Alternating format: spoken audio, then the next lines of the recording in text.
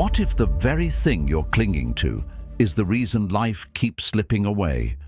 Most people believe they need to try harder, hold tighter, or fight longer to get what they want. But the truth is, what you hold on to out of fear becomes heavy, and what's heavy cannot move freely through life. That's why you feel stuck. That's why peace escapes you. That's why life feels like it's always just out of reach. But there's another way, a softer way.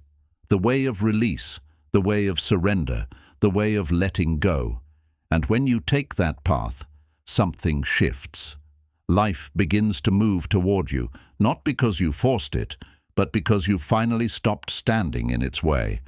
As the great Buddha once taught, when you let go of what you are, you begin to discover what you can truly become. Letting go isn't about loss, it's about making room. It's not the end, it's the invitation. Because when you stop chasing, you start attracting.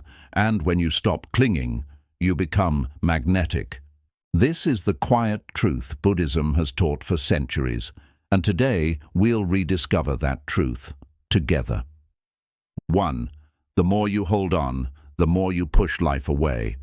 Sometimes, without realizing it, we become our own biggest obstacle. We hold on so tightly to the people we love, the goals we've set, or the image we've built of ourselves, thinking that if we just grip hard enough, we can stop things from slipping away. We think that by holding on, we're protecting something important.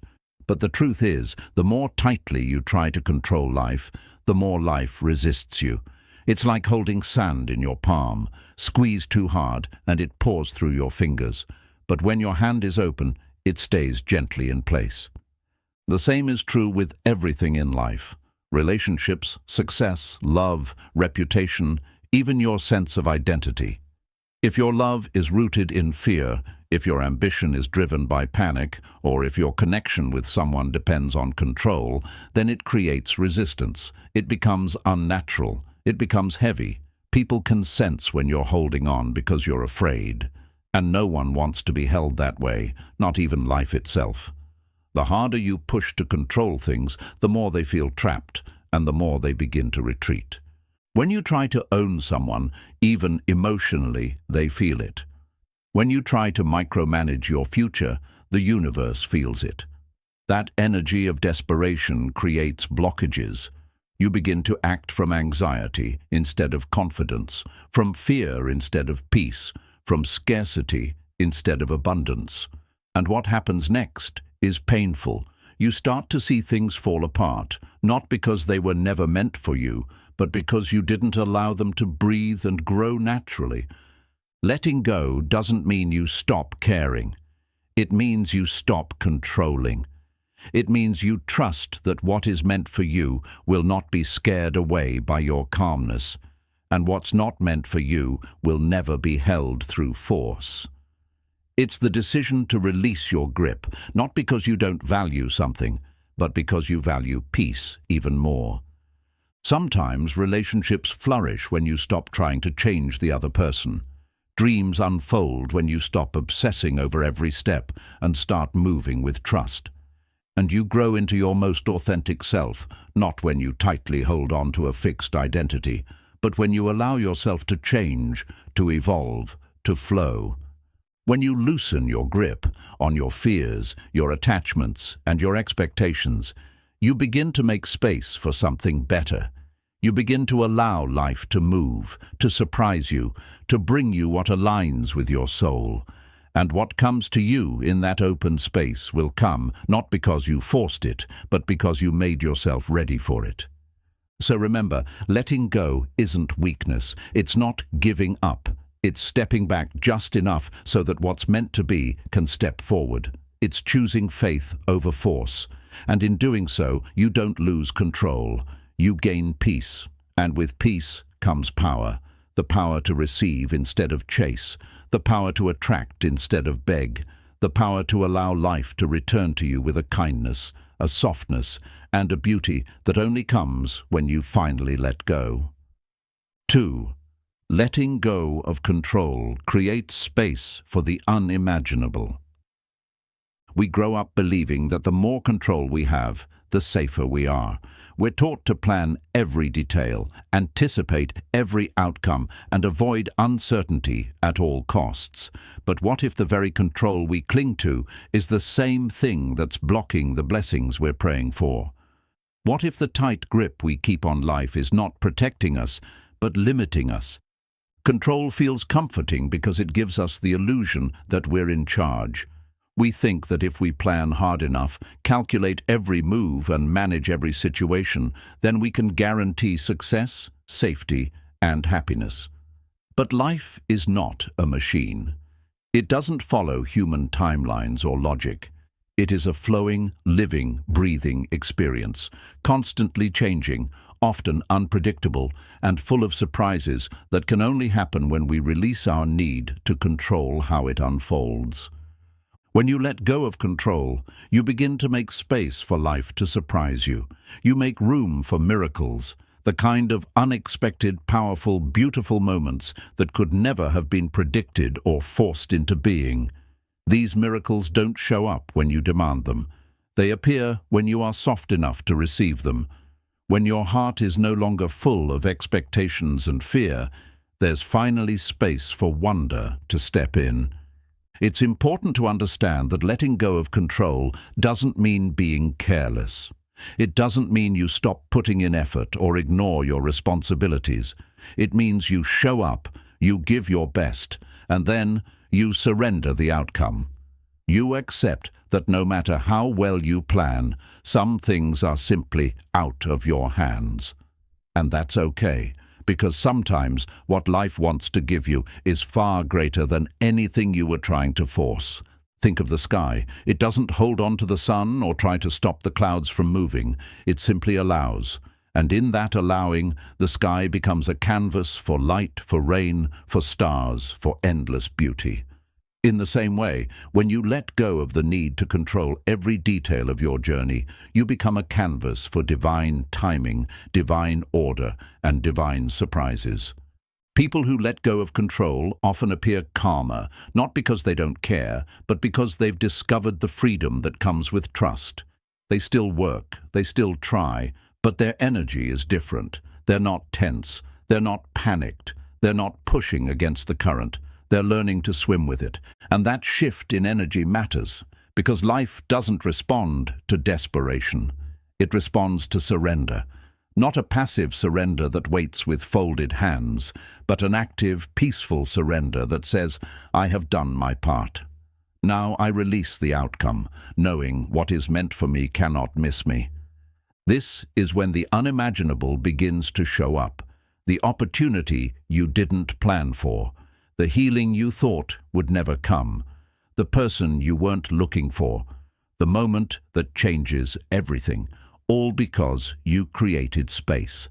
And that space became the doorway to something bigger than your control ever could have created. Letting go of control is not about giving up.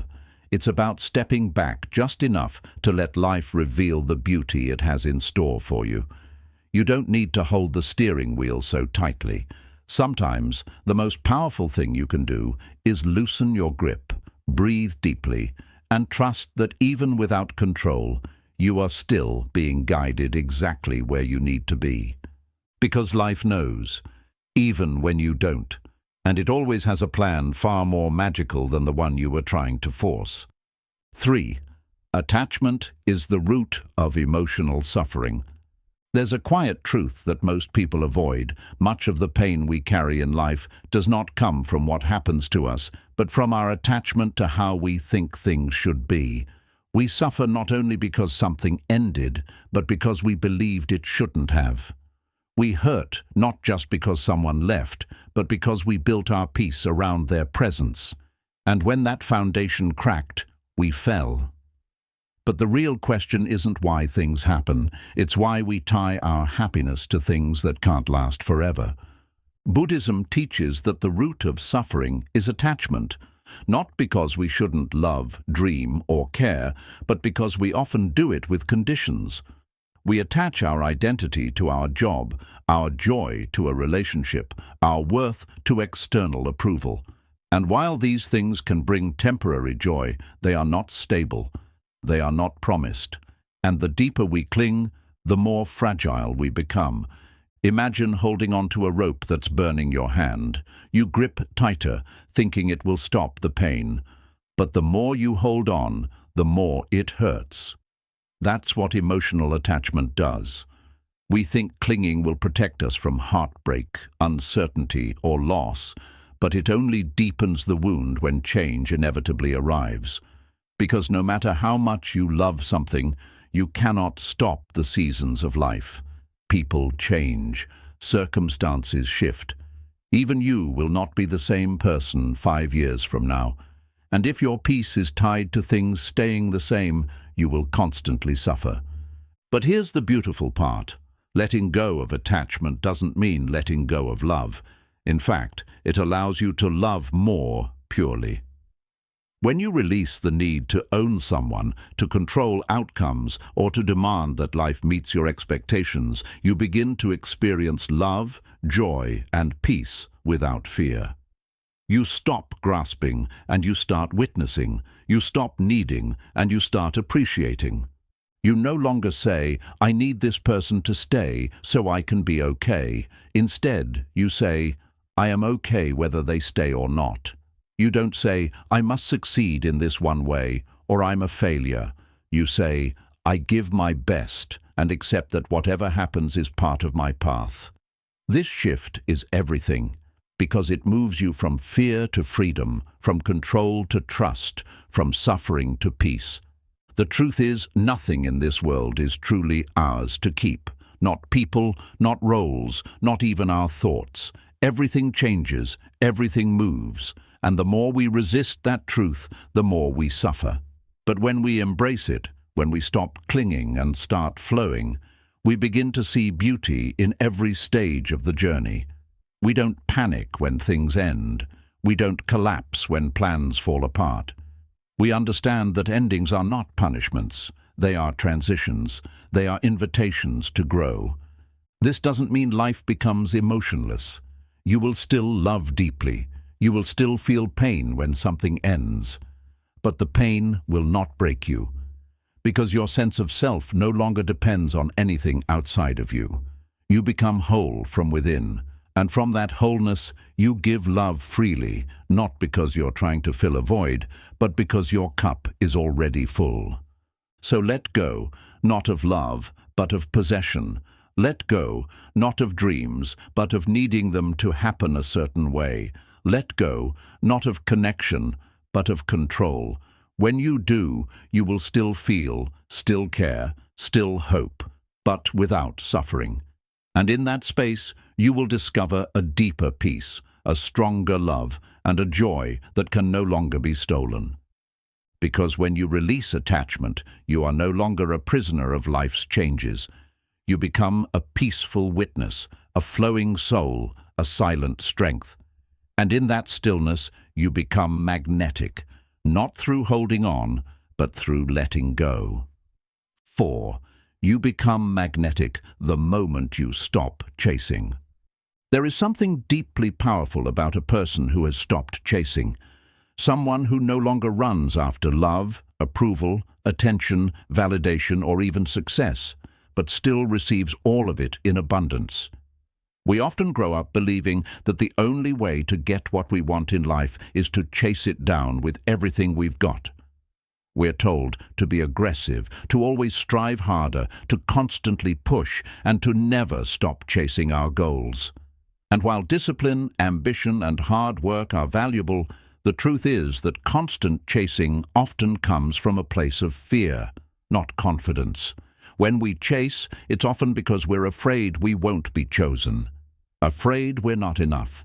Afraid life will forget about us if we pause for even a moment. But what most people never realize is that chasing carries a certain energy. It is not silent. It speaks even before your words do. And that energy says, "I don't have it. I need it. I'm not whole without it." This creates desperation, and desperation repels. People feel it. Life feels it. Opportunities feel it. Even if you say all the right things, your energy will speak louder than your actions. You may think that chasing makes you look determined, but often it makes you look afraid. Afraid of stillness, afraid of being forgotten, afraid of being alone. But something extraordinary happens when you stop chasing, when you stop begging the world to see you, to hear you, to love you, when you let go of that anxious need to prove your worth and instead stand still, not out of laziness, but out of peace. Not because you gave up, but because you finally realized that what's truly meant for you is not running away from you. It's only waiting for you to slow down long enough to receive it. When you stop chasing, you shift your entire energy field.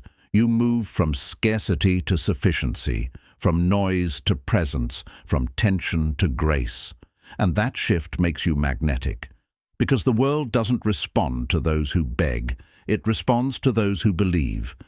People are naturally drawn to someone who radiates inner confidence, not because they're arrogant or loud, but because they've found a way to belong to themselves. They're not waiting to be completed by a job title, a relationship, or a social label. They already feel complete, and from that fullness, they attract rather than pursue. Imagine someone walking through a crowd, not looking around desperately, not adjusting their clothes nervously, not trying to impress, but simply walking with peace in their eyes and a calmness in their steps. That person will draw attention without saying a word, because they don't need anything from the world. They are already aligned with who they are. That is magnetism. It is silent, it is calm, it is rooted, and it begins the moment you stop chasing. You become magnetic when you are no longer seeking approval, when you do not shrink in the face of rejection, when you are not disturbed by silence or pauses or space, when you no longer feel the need to fill every void with words, people, or plans. You become magnetic when your self-worth is not a question, when you understand that life is not something to be hunted down like prey, but something to be aligned with like a dance. You do not need to force what is already drawn to your spirit. You only need to become still enough to allow it to arrive. This does not mean you stop working, dreaming, or trying. It means you shift your motivation. You begin to move from fullness instead of from lack. You no longer ask, "How can I get people to like me?" You ask, "How can I love myself enough to no longer need their approval?" You stop wondering, "How can I get more attention?" and instead ask, "How can I become so aligned with my truth that I attract the right people naturally?" You stop saying, "How can I make them stay?" and begin to trust, if they're meant to be here, they will stay. And if they leave, they were not mine to hold. The moment you stop chasing is the moment you step into your power. You create space. You slow down. You listen to your own voice instead of the noise outside. And suddenly, things begin to flow toward you, not out of luck, but because your energy has changed. You're no longer acting from fear, but from faith. You're no longer asking for permission, but walking your path with quiet certainty. You're no longer trying to become someone else's idea of worthy. You have decided to simply be yourself, fully and unapologetically. And the universe responds to that. People respond to that. Life begins to notice the one who is no longer yelling for attention, but sitting quietly in their truth. Because real power does not need to chase. It does not need to prove. It simply radiates. And in that radiance, you become a mirror, reflecting something back to the world that it didn't know it needed. Something real, something grounded, something unshakable. So if you feel tired of running, if you're exhausted from trying to keep up, to impress, to earn your place, maybe it's not because you're weak. Maybe it's because your soul is asking you to stop, to rest, to breathe, to trust that what's meant for you doesn't require you to chase. It requires you to become. And when you do, life will find you. Because the moment you stop chasing is the moment everything starts coming to you. 5. What you release makes room for what was meant to be. We often misunderstand what it means to let go. We think letting go means losing, failing, giving up. We imagine ourselves standing in an empty room, our hands wide open, hearts aching, watching everything we wanted slowly slip away. That image feels painful because we've been taught that the more we keep, the more secure we are. The more we hold on to people, memories, plans, or identities, the more complete we'll be. But the truth is the opposite. Clutter, whether it's emotional, mental, or spiritual, doesn't protect us. It confines us. It limits us. It keeps us full of what no longer serves us and makes us unavailable for what was always meant to be ours. Imagine a house filled with old furniture, broken chairs, dusty boxes, and piles of things that once had meaning but no longer bring peace.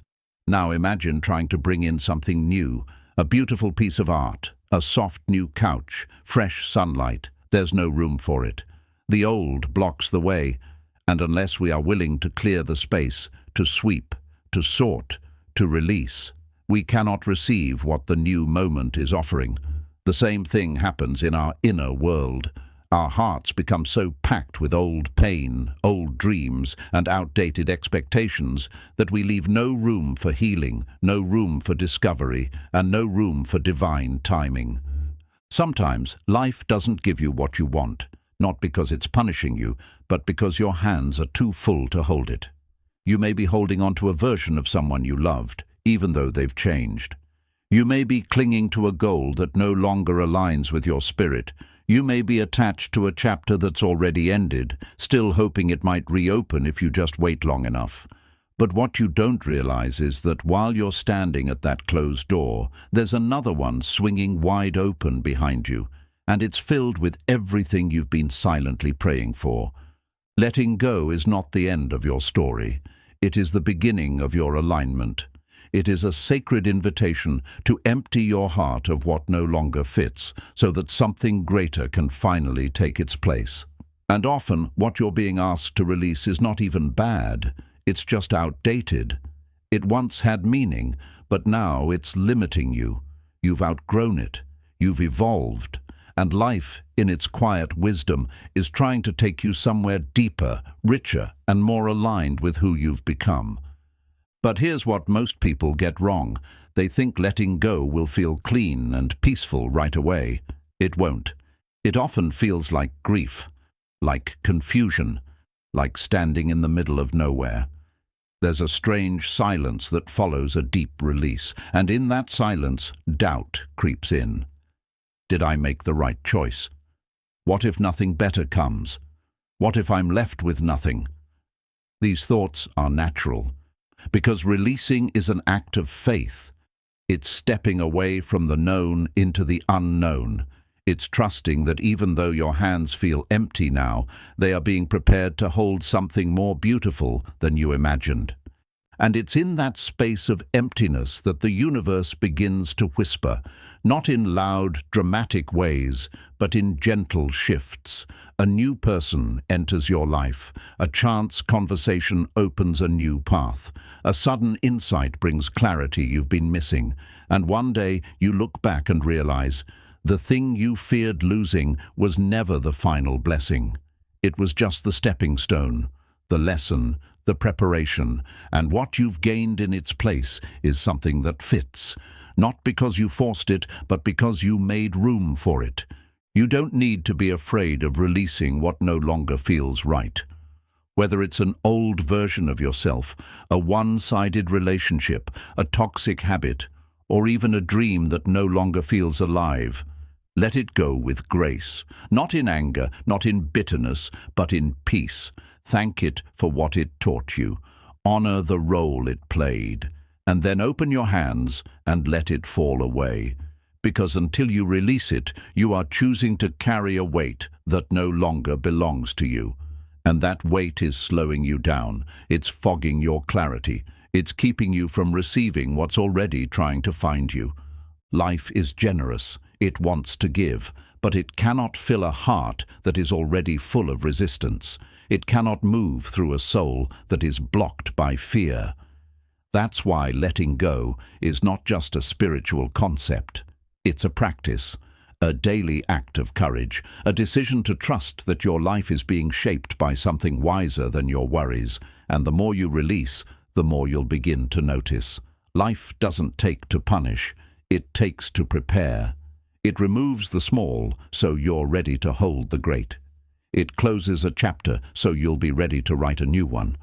So the next time something begins to fade, or something feels heavy to keep holding, pause and ask, is this truly serving me, or am I just afraid of the space it would leave behind? And if the answer is fear, then breathe and begin the process of release, slowly, gently, but surely. Because what you release with honesty and faith will never leave you empty. It will create the sacred space where what was always meant for you can finally come home. And when it does, you'll know you didn't lose. You simply made room for something better. Letting go, then, is not an act of loss. It is an act of faith, a quiet trust that says, I am ready. Ready not for emptiness, but for fullness, not for loneliness, but for alignment, not for pain, but for peace. And that readiness is what makes life begin to move toward you, not because you chased it, but because you became open enough to receive it. 6. Letting go awakens the deepest freedom within you. There is a kind of freedom that cannot be explained by the absence of rules or the ability to go wherever you want. It's not the freedom to act without boundaries or to say whatever comes to mind. No, the deepest form of freedom is not external. It is internal. It is the kind of freedom that arises when you are no longer bound by the weight of what no longer belongs to you. It is the stillness that comes when your peace is no longer dependent on how others behave, on how life unfolds, or on what you think you must become to be worthy. True freedom begins the moment you let go, not of effort, but of inner resistance. We often live in invisible prisons, built by our own hands. We tie ourselves to regrets from the past and then wonder why we feel heavy. We replay old conversations and wish we could go back and change them. We attach our self-worth to how much we've achieved, how much others admire us, or how well our life fits into society's expectations. And in doing so, we forget who we are without all the layers. We become slaves to comparison, to expectations, to the voice inside that keeps saying, "You're not enough yet." And so we carry around burdens that no one else can see. We walk around smiling, but inside we are chained to identities, outcomes, and attachments that quietly drain our spirit. Letting go is the key that unlocks these invisible chains. It is not a one-time act. It is a process, a practice, a choice you make every time you notice yourself being pulled into fear, into anger, into ego. It begins the moment you say, "I no longer need to be defined by this." Whether it's someone else's opinion, a mistake you made long ago, a title you've clung to, or an old story you've been telling yourself, it can be released. And when it is, you don't become smaller, you become free. Letting go frees your energy. It frees your thoughts. It frees your breath. When you are no longer trying to defend, to prove, to control, or to be someone you're not, you begin to feel light. Not because your life became perfect, but because your mind became quiet. You begin to see that peace is not the result of fixing everything around you. It is the result of no longer needing everything to go your way. It is the gentle power of allowing life to unfold without constant resistance. You may still face challenges, people may still disappoint you, plans may still fall apart, but you are no longer destroyed by these things. Why?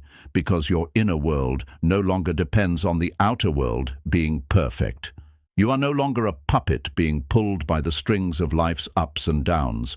You have found your anchor within, and that anchor is what makes you unshakable.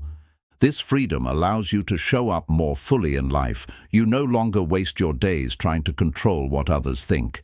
You don't drain yourself worrying about outcomes you can't control. You don't spend hours crafting the perfect image to be accepted. Instead, you begin to live in truth. You say no when you mean no. You express love without needing it returned. You let people walk away without begging them to stay. You move through each day with a soft strength, one that says, I am free not because life is easy, but because I have learned to release what I cannot carry. Letting go also frees your relationships. When you no longer depend on someone else to complete you, to validate you, or to constantly reassure you, you give them the space to be themselves. You stop trying to change them. You stop taking their behavior personally. You begin to love with fewer conditions, fewer demands. And that kind of love is powerful because it's real. It's not based on need, but on choice. And it allows both people to breathe, to grow, to be whole, not half of something broken. Letting go gives you the freedom to change. Many people stay stuck in a version of themselves they've outgrown simply because they are afraid of what letting go might mean. They fear letting go of their past, of their old habits, of the identity they've worn for so long. But growth is impossible without release. Just like a tree cannot bloom unless it lets go of its dead leaves, you cannot rise unless you release what is no longer part of your becoming. Letting go is how you say, I am not that story anymore. I am not that wound. I am not that version of me that lived in survival mode. I am ready for what's next. This freedom is not about escape. It's about presence. You begin to enjoy life more fully, not because it suddenly becomes perfect, but because you're no longer distracted by what doesn't matter. A simple walk feels sacred. A quiet morning becomes a gift. The sound of the wind, the warmth of a smile, the silence of your own heart. All of it becomes richer, more vivid, more meaningful. Why? Because you are here. You are not lost in regret. You are not chasing the future. You are not stuck in comparison. You are alive in the now. And nothing is more free than that. When you truly let go, you realize something remarkable. You were never trapped by your circumstances. You were only trapped by your thoughts about them. And when those thoughts shift, everything else begins to shift too. Doors open, peace returns, energy flows. You stop trying to escape life and start allowing yourself to experience it, fully, honestly, with your whole heart. So if you find yourself feeling stuck, ask yourself gently, what am I still holding on to that no longer serves me?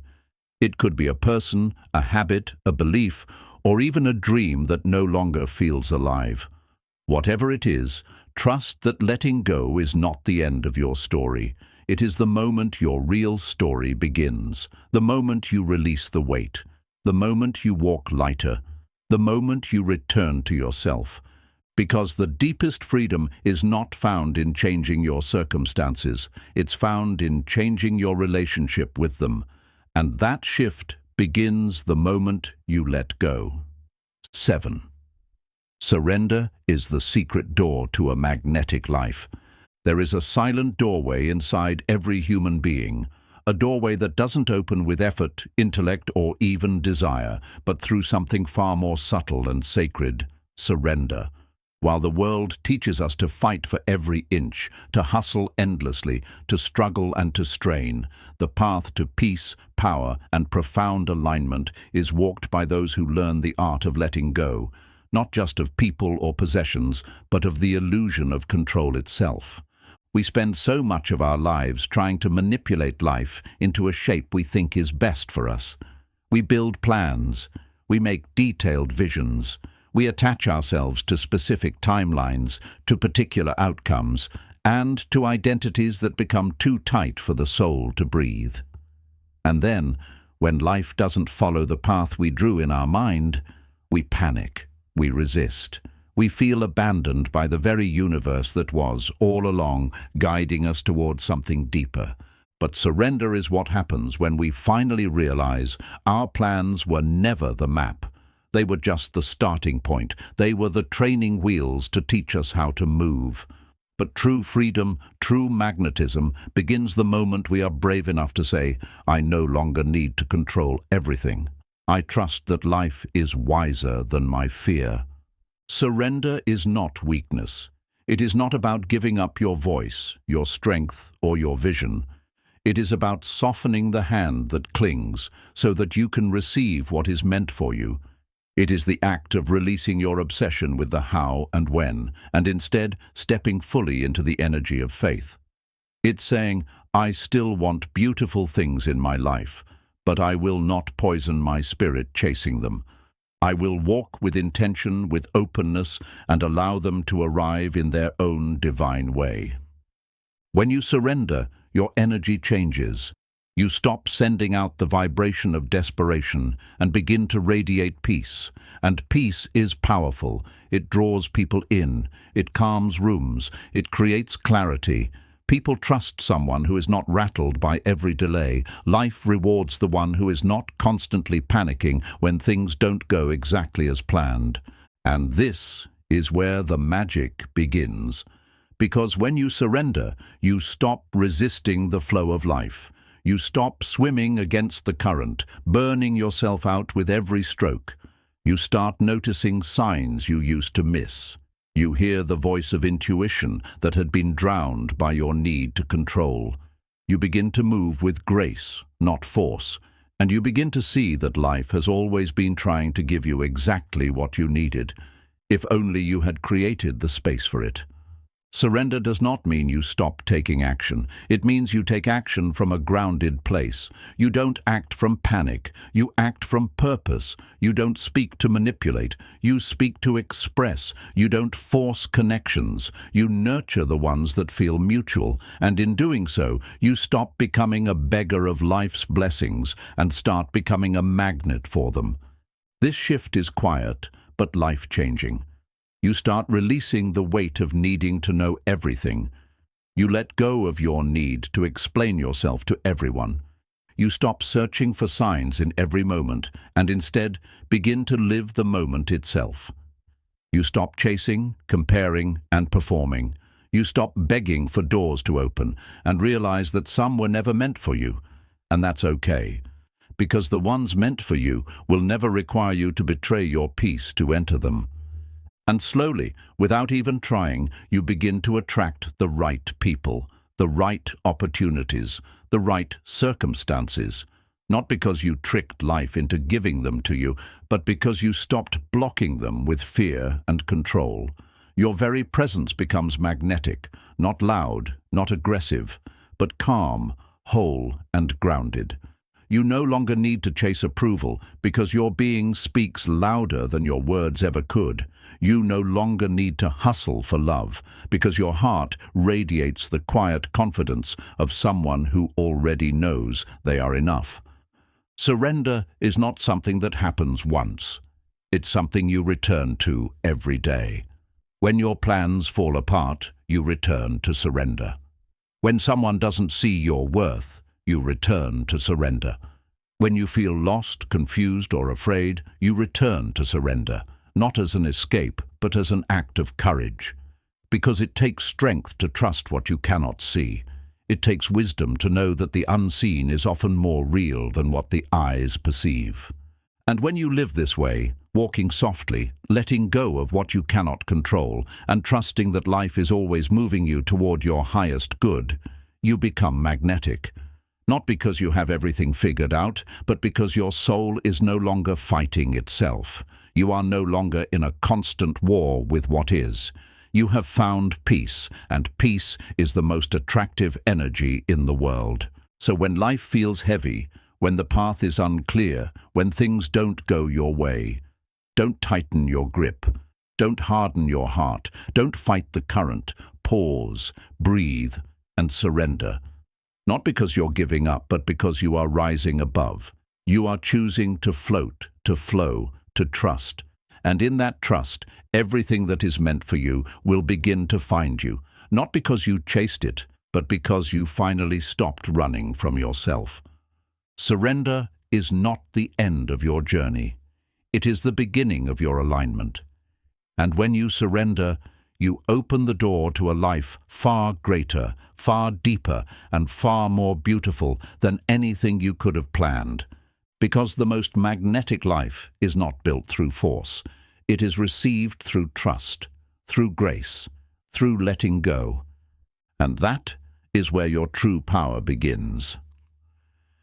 8. Letting go reconnects you to the present moment, where life actually happens.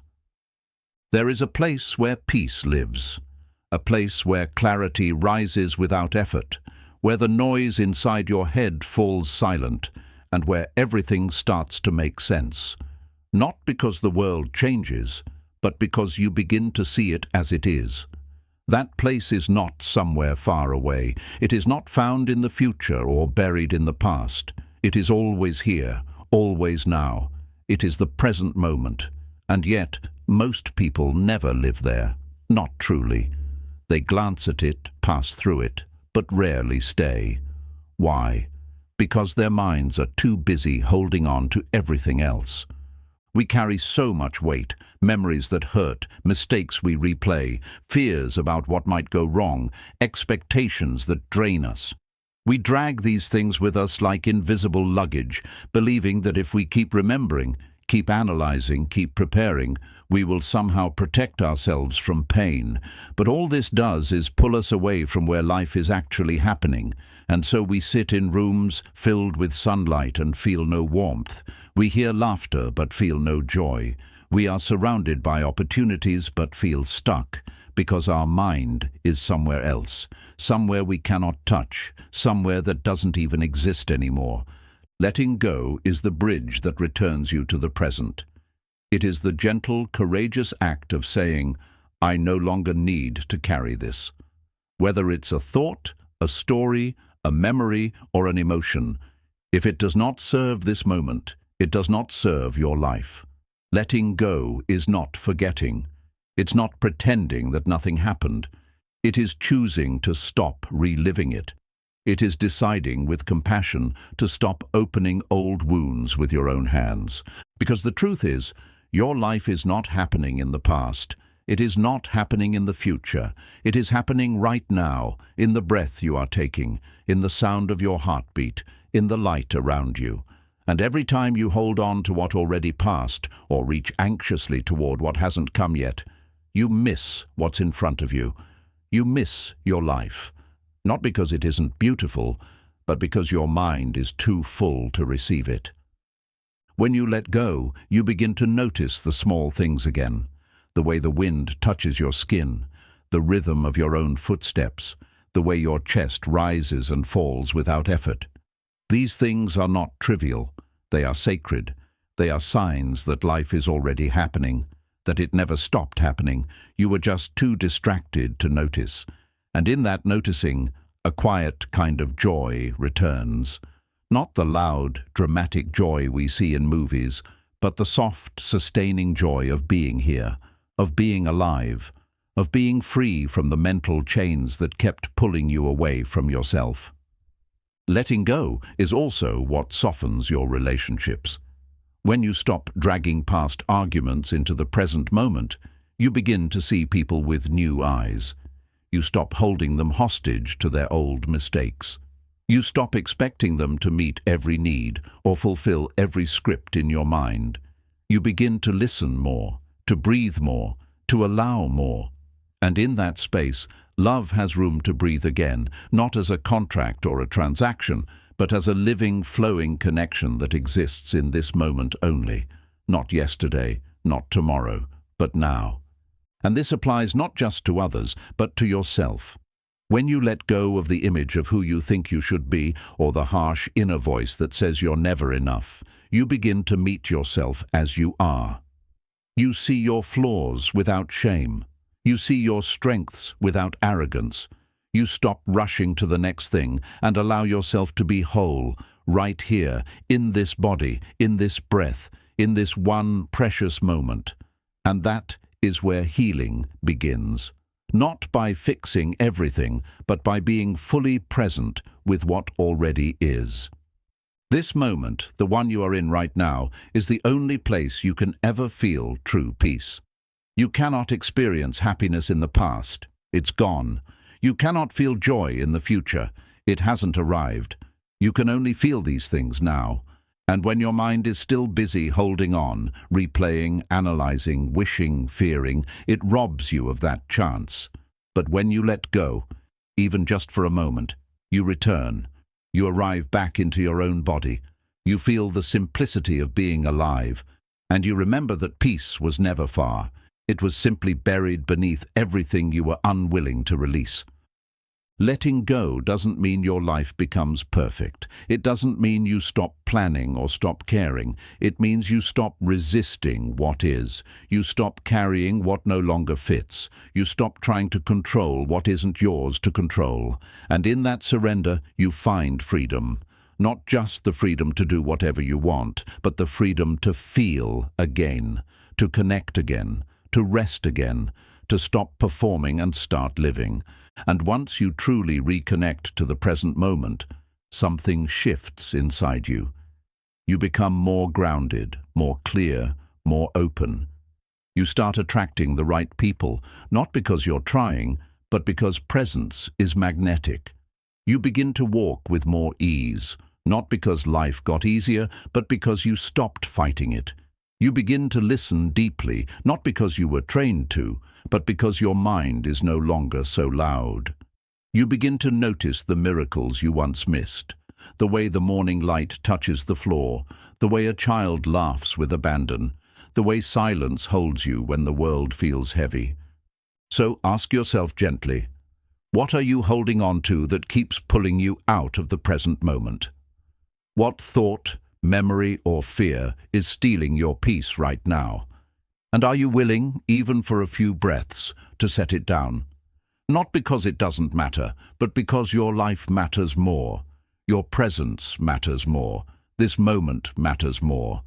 Letting go is not forgetting. It is remembering what's real, and what's real is always now. Because this breath, this moment, this stillness is where your life is waiting for you. Not later, not someday. Right here, right now, and it always has been. Letting go reveals who you truly are beneath the noise. There comes a point in every person's life when the outer world becomes too loud. The noise of who you're supposed to be, the labels you've collected, the expectations you try to meet, and the identities you cling to, they begin to blur the truth of who you really are. You carry these things because somewhere along the way you were told that who you are wasn't enough. So you picked up more, you added layers, you became what others praised, you hid what others judged, and slowly, piece by piece, your soul became buried beneath noise. But that still, quiet part of you never disappeared. It only waited, patiently, for you to return. And the way back is not through becoming more. It's through letting go. Letting go is the sacred act of peeling away everything you are not. It is not an escape. It's a homecoming. It's the moment you stop asking, who do they want me to be? And begin to ask, who was I before the world told me who to become? This question does not have a loud answer. It doesn't rush in like thunder. It comes in stillness. It emerges when you stop trying to fit every mold, when you stop rehearsing your personality to please others, when you no longer measure your worth by achievements or appearances. It comes when you surrender, slowly, softly, fully. Because here is the truth. The person you're trying so hard to become may not even be real. You may be chasing a version of yourself built entirely from survival, crafted to impress, to defend, to hide, to protect. And though it served you once, that version may now be the very thing holding you back. We all carry masks. The strong one, the perfect one, the successful one. But behind those masks is someone tender, honest, free. And that person doesn't need to chase anything. They only need to be remembered. Letting go reveals this true self, not by changing you, but by stripping away everything that isn't you. every belief that says you must always be productive to be valuable, every fear that says your worth depends on someone else's approval, every story that tells you you're not lovable unless you meet certain conditions. These stories are not facts. They are echoes. They are remnants of old pain and inherited patterns. And the more you believe them, the further you drift from your own truth. But when you begin to release them, even gently, even one at a time, you begin to remember. You remember that you are not your job title. You are not your trauma. You are not your mistakes. You are not what they said about you. You are not your income. You are not your appearance. You are not your resume. You are something far deeper than all of that. You are a living soul, a breathing presence, a quiet light. You were never meant to carry so much. You were never meant to be perfect. You were only meant to be whole, and you already are. But wholeness cannot be felt when you are holding on to everything that was built in fear. You cannot feel peace while clutching identities you've outgrown. You cannot touch the truth if your hands are still full of performance. That is why letting go is not failure. It is freedom. It is the moment you say, I no longer need to impress anyone to feel worthy. I no longer need to carry what exhausts me just to be accepted. I no longer need to pretend. And that decision, the decision to lay it down, is one of the most powerful things you will ever do. It's not loud. It's not dramatic. No one may even notice right away. But you will. You will notice when your shoulders begin to loosen, when your breath deepens, when your thoughts slow, when your voice becomes your own again, when the quiet no longer scares you. You will feel it. And slowly, the real you, the you that doesn't need to chase, perform, or prove, will begin to rise. This is why so many people who go through loss, heartbreak, or spiritual awakening describe it as a breaking down before a rising up. Because all the outer layers, the status, the control, the image, are stripped away. And for a moment you feel empty, you feel naked, you feel uncertain. But in that sacred emptiness, something begins to bloom. A stillness, a clarity, a truth. Not something you found, but something that was always there, waiting beneath the noise. Letting go is how you clear the fog. It's how you step out of the roles and into your essence. It's how you trade pressure for presence. It's how you release shame and step into grace. And as this process unfolds, you begin to notice something extraordinary. You start attracting people and opportunities that resonate with your true self, not the mask. These are connections that feel easy, that feel nourishing, that feel real. Because you are no longer performing, you are simply being, and nothing is more magnetic than someone who is at peace with their truth. This journey is not always easy. It takes courage to unlearn, to step away from what's familiar, to release the need to be what others expect. But every step you take toward letting go is a step toward yourself. And the more you release, the clearer your reflection becomes. You begin to see your own face again, not the one shaped by fear or expectation, but the one formed by peace, humility, and inner stillness. So if you feel lost, not because you are weak, but because you've been everything for everyone except yourself, pause, breathe, and begin the process of letting go. Not of life, not of love, but of all the noise that has kept you from hearing your own voice, the voice that whispers softly, always, "You are already enough." Letting go doesn't add more to you, it simply removes what was never yours. And in that removal, you don't become less. You become more honest, more whole, more grounded, more free. Because the truest version of you has always been there, not buried in some distant future, not waiting behind achievement or perfection, but right here, beneath the noise, beneath the pressure, beneath the mask. Let go and return home to yourself. Letting go is not the end. It's the beginning of a more aligned life. We often treat letting go as a final chapter, a closing scene, a loss, a failure. a quiet surrender that signals that something didn't work out, that we gave up, that we've been left behind. That's how the world teaches us to view endings, like something to mourn, like something to avoid, like something that proves we're not enough. But the deeper truth, the one that can only be seen with the eyes of the soul, is this: letting go is not the end, it is the beginning, not of emptiness, but of clarity, not of loneliness, but of alignment, not of despair, but of awakening. Letting go is how you clear space.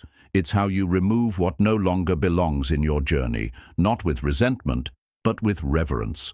It's how you gently place the old version of yourself down, not because it wasn't useful, but because you have outgrown it. Just as the caterpillar must shed its form to become the butterfly, so too must you shed the outdated dreams, the roles you no longer fit, the expectations that suffocate your spirit, and the identities that were built to survive but are too heavy to thrive. Most people see letting go as a breaking down. And yes, it often begins that way. It can feel like your life is falling apart, like the people you counted on are walking away, like the plans you built your future on are crumbling, like the pieces are no longer fitting where they once did. But what if they're not breaking to destroy you? What if they're breaking to set you free? What if the pain you feel is not a punishment, but a purification? What if what's falling apart is only doing so to make room for what's falling into place? Because that is what alignment feels like in the beginning. It feels like chaos, like uncertainty, like silence after the storm. It feels like you're standing at the edge of something vast, and you don't yet know what it is. But slowly, after the dust settles, you begin to notice something you didn't expect. Your breath becomes easier. Your sleep becomes deeper. Your thoughts begin to clear. The things you once had to force now start to arrive with less resistance. The people who surround you now feel lighter, more genuine. The choices you make begin to reflect who you really are, not who you were trying to be. This is alignment, and it is only possible when you've let go of what blocked it. When you stop trying to live a life that doesn't match your soul. When you stop carrying dreams that were planted in you by others. When you stop forcing yourself to stay in situations that shrink you just because you fear what will happen if you leave. Letting go is not a detour, it is the path, the true path, the path that leads not to perfection, but to truth, to peace, to inner coherence. When your outer life begins to reflect your inner values, when your choices come from a place of awareness rather than obligation, when your energy is no longer drained by pretending, this is the sign that you are walking in alignment. And nothing is more powerful, more fulfilling, or more magnetic than a person who is in alignment with their truth. But here is what makes this process sacred. Letting go is not always dramatic. It can be quiet.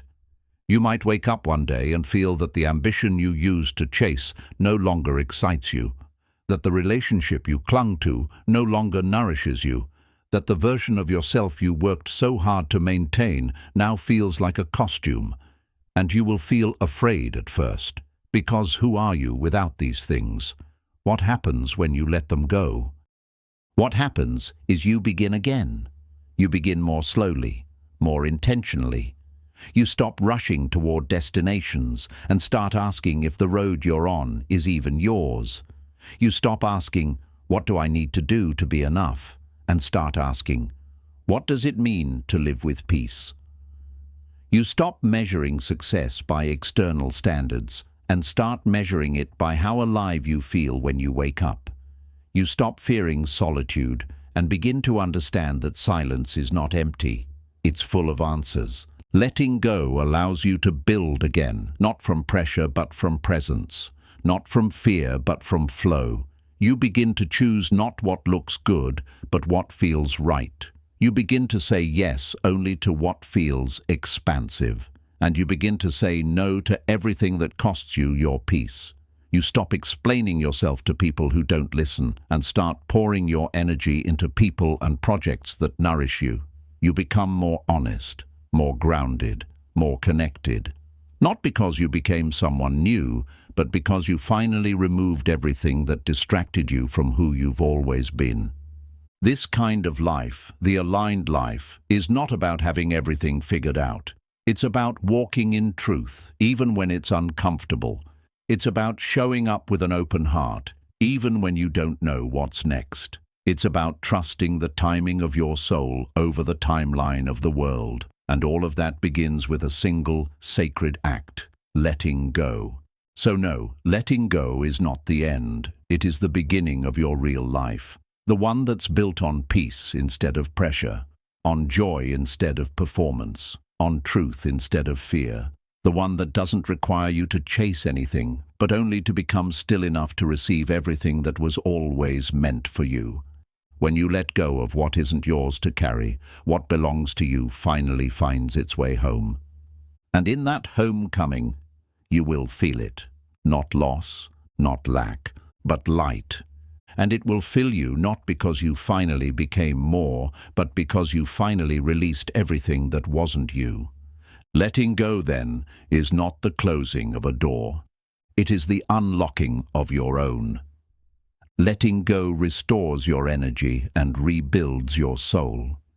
There is a kind of exhaustion that goes far deeper than physical tiredness. It's the exhaustion of carrying too much for too long. It's the weight of unresolved emotions, unspoken fears, toxic relationships, self-imposed expectations, and responsibilities that don't belong to you, but that you keep holding because you're afraid of what might happen if you set them down. This kind of heaviness doesn't just live in the body. It lives in the soul. It wears down your inner light. It disconnects you from joy, it drains your presence, and eventually it begins to shape your entire life. So many people are walking through the world on empty, not because they're lazy or broken, but because they've never been taught the importance of releasing what's slowly killing their spirit.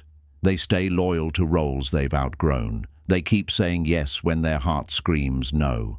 They stay in places where they are not seen, not valued, not heard, but they convince themselves it's safer to stay than to face the unknown.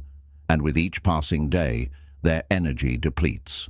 Not from the tasks they do, but from the emotional load they carry inside. Letting go is not just a spiritual idea, it is a form of self-healing. It is the act of reclaiming your energy from everything that was never yours to carry in the first place. The opinions of others, the burdens of family, the pressure to be perfect, the desire to please everyone, the need to be strong all the time. When you let these things go, not all at once, but gently, layer by layer, you begin to feel something you may not have felt in years: relief. Not because your life suddenly becomes easy, but because your energy finally starts returning to you. You begin to feel it first in small ways. You stop second-guessing every word you say. You stop replaying conversations long after they've ended. You stop shrinking yourself in rooms where your soul longs to breathe. Your shoulders feel lighter, your mind grows quieter, and your breath moves deeper. This is what it feels like when your soul begins to rebuild, not through achievement, but through release. Not by adding more, but by subtracting what never belonged. Letting go gives your soul permission to rest. It creates the space for healing, for renewal, for joy to return. When you hold on to things that drain you, resentments, regrets, guilt, unresolved wounds, your energy becomes fragmented. You give pieces of yourself to the past, to things you cannot change, and as long as those pieces remain scattered, your present will always feel incomplete. But when you release them, not because they weren't real, but because you no longer need to carry them, you begin to gather your energy again. You begin to feel whole, not because life is perfect, but because you are no longer divided within yourself. Letting go also allows you to forgive. Not just others, but yourself. for the decisions you made when you didn't know better, for the ways you silenced your needs, for staying too long, for leaving too soon, for not speaking up, for speaking out of pain. Forgiveness is not saying, "It was okay." It's saying, "I'm no longer going to let this hold power over my energy." It's choosing your peace over your pride, your growth over your guilt, your future over your past. As you let go, you begin to notice something sacred. Your energy becomes magnetic again. You stop chasing people who don't value you. You stop bending yourself to be accepted. You stop engaging in battles that steal your peace. Your presence alone begins to shift rooms, not because you're trying to prove anything, but because you've become aligned. Your energy is no longer leaking through old wounds. It's flowing, whole and calm. And people can feel that. Life can feel that.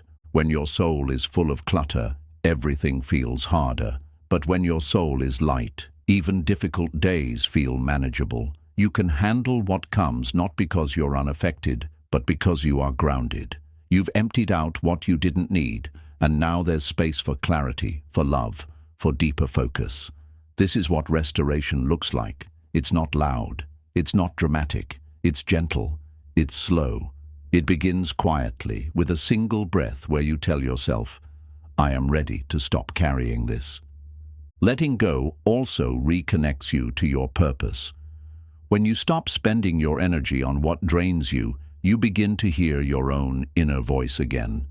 You begin to ask deeper questions. What kind of life actually nourishes me? What do I need to feel peaceful, present, and alive? What am I holding on to out of habit? And what am I ready to release so I can move forward? These questions don't lead to quick answers, but they open the doorway to truth. They bring you back into alignment with your soul, not the version shaped by trauma, fear, or conditioning, but the version rooted in clarity and calm intention. And as your soul rebuilds, you no longer feel the need to rush. You stop chasing timelines set by others. You begin to trust your own rhythm. You begin to honor your own pace. You find beauty in slowness. You realize that restoration is not a race. It's not something you complete in a day. It's a way of life, a constant returning to the present, a daily commitment to protect your peace, a promise to yourself that you will not pour all of your energy into things that do not pour anything back. So take a moment and ask yourself gently, where is my energy going? What am I carrying out of fear, guilt, or habit? What would it feel like to set it down, not forever, but just for today, just for one breath? Letting go does not mean you stop caring. It means you stop allowing what drains you to own your spirit. It means you choose healing over performance, truth over illusion, peace over noise. Because when you begin to let go, not of everything, but of just one thing at a time, you begin to gather your soul again. And that soul, once restored, is powerful beyond measure. Not because it dominates, but because it is deeply at peace. Not because it demands attention, but because its calmness is undeniable. Letting go is how you return to yourself. Letting go is how you heal your energy. Letting go is how you remember the strength, the softness, and the sacredness that have always lived within you. And when your energy is restored, you don't just survive, you rise, you radiate, you rebuild. Not a life of exhaustion, but a life that honors the truth of your soul. One breath at a time, one release at a time, one sacred letting go at a time. Letting go aligns you with the natural rhythm of life. Everything in the universe moves in cycles. The moon waxes and wanes. The seasons come and go. The tides rise and fall. Trees shed their leaves in autumn, not because they are dying, but because they are preparing to bloom again. Nature does not resist change. It does not cling to summer when winter approaches. It does not mourn the passing of a flower when a seed is born in its place. Nature understands something that we too often forget. Letting go is not the end. It is part of the rhythm, a rhythm that brings balance, growth, transformation, and renewal. But as human beings, we often fight this rhythm. We try to hold on to what is meant to move. We try to freeze moments in time. We resist endings because we fear what comes next. We grip tightly to relationships that have outlived their growth. We cling to beliefs that once protected us, but now confine us. We force ourselves to remain in places where our hearts no longer feel alive. All because we believe that to release something is to lose it forever. But this belief goes against the very flow of life itself. Letting go is not stepping away from life. It is stepping into harmony with it. It is aligning yourself with the natural unfolding of things. It is understanding that just as the river flows not by effort but by surrender to gravity, so too can your life move with grace when you stop trying to control every twist and turn. Control may give you the illusion of safety, but it disconnects you from the truth that everything changes. And in that change, something sacred is always born. When you let go, you begin to feel this rhythm again. You start noticing how life communicates not with words, but with movement. The way something naturally fades out of your life becomes less threatening, and more like a gentle nudge saying, it's time to move forward. The way something unexpected arrives is no longer seen as an interruption, but as a divine signpost guiding your path. When your inner world is no longer full of resistance, life no longer feels like a battle. It becomes a conversation, a dance between your effort and the universe's wisdom. Letting go doesn't mean you stop caring. It means you stop forcing. It means you stop trying to swim against currents that are no longer yours to follow. You begin to trust that there is wisdom in the flow. That sometimes the chapter closes not because you failed, but because your soul has already learned what it came to learn. That the relationship ends not because love is gone, but because your paths were only meant to cross for a season, not a lifetime. That the plan falls apart not because you are cursed, but because something more aligned is quietly waiting around the bend. In this rhythm, there is a timing for everything, a time to hold on and a time to release, a time to act and a time to rest, a time to build and a time to let it all fall away so something new can rise. When you stop resisting this truth, you begin to live with less fear. You stop seeing every loss as a punishment. You begin to understand that some things leave not to hurt you, but to clear space. That sometimes the space between who you were and who you are becoming must first be emptied.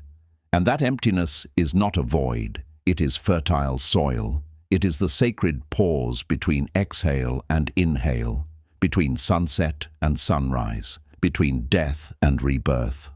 Letting go also deepens your spiritual connection. When you are no longer bound by attachments, when your mind is no longer clouded by fear, you become more sensitive to the quiet voice within. The voice that says, trust. The voice that says, be still. The voice that says, you are already enough. That voice is always speaking, but it is often drowned out by the noise of clinging. When you let go, the noise subsides, and in the stillness, your own inner wisdom begins to rise again, clearer, stronger, softer than ever before. And this is where true alignment begins.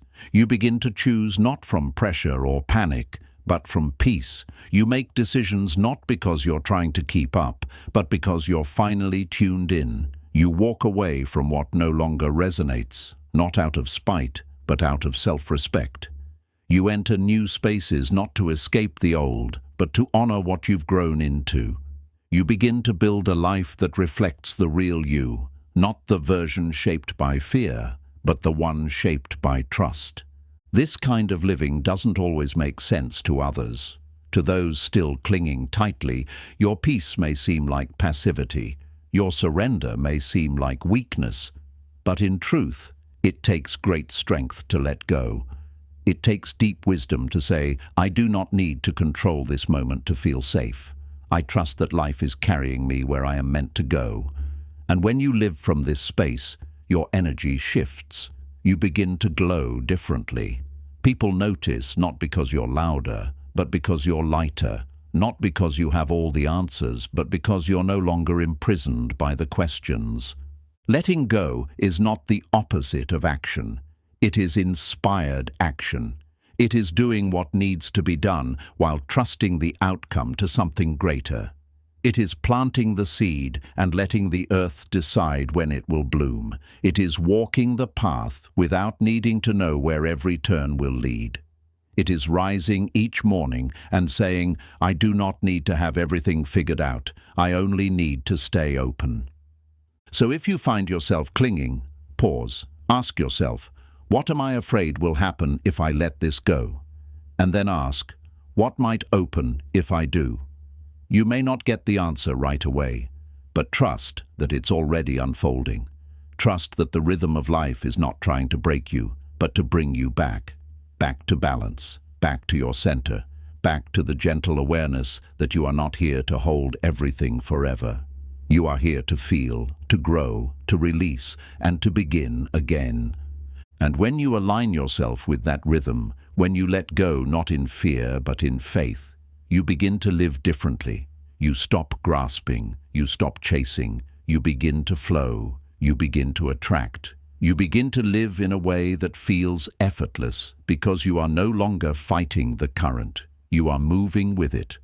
That is the essence of letting go. That is the heart of alignment. That is the rhythm of life. And once you feel it, truly feel it, you will never want to go back to the old way again. You will realize that what you were holding so tightly was never what you needed.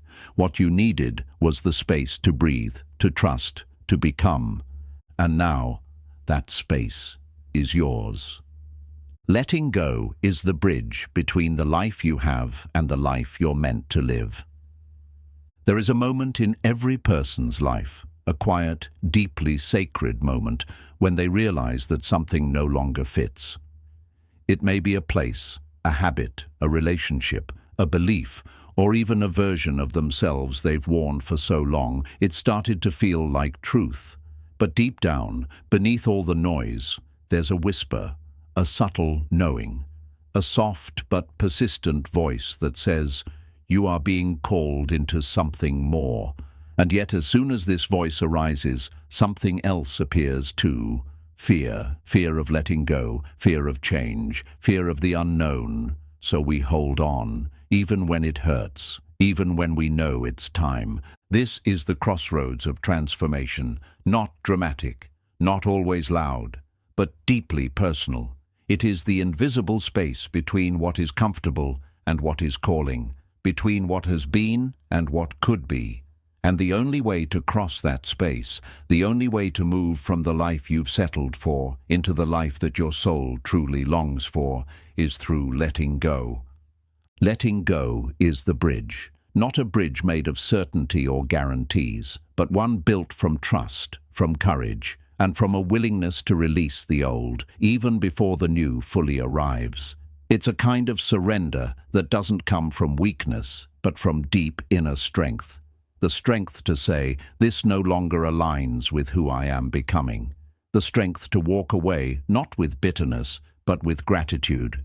The strength to make space for what's next, even if what's next is still unfolding. Many people get stuck on the wrong side of the bridge, not because they aren't capable of crossing, but because they keep looking back. They keep replaying old memories, holding on to past identities, clinging to safety in the form of sameness. And in doing so, they build walls around their own transformation. They limit their growth not because they don't want to evolve, but because they are afraid of the silence, the emptiness, the uncertainty that letting go temporarily brings. But that emptiness, if you are brave enough to enter it, is not a void. It is a sacred space, a fertile ground, a pause between inhale and exhale where the deepest parts of you can finally be heard.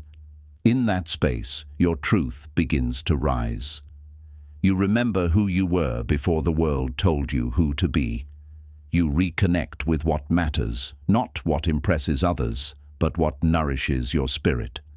And slowly, gently, you begin to rebuild, not from fear, but from alignment. Letting go doesn't mean you abandon everything. It means you become more intentional about what you carry forward. It means you learn to travel lighter, to unclench your fists, to stop gripping so tightly to people and outcomes that are no longer part of your soul's path.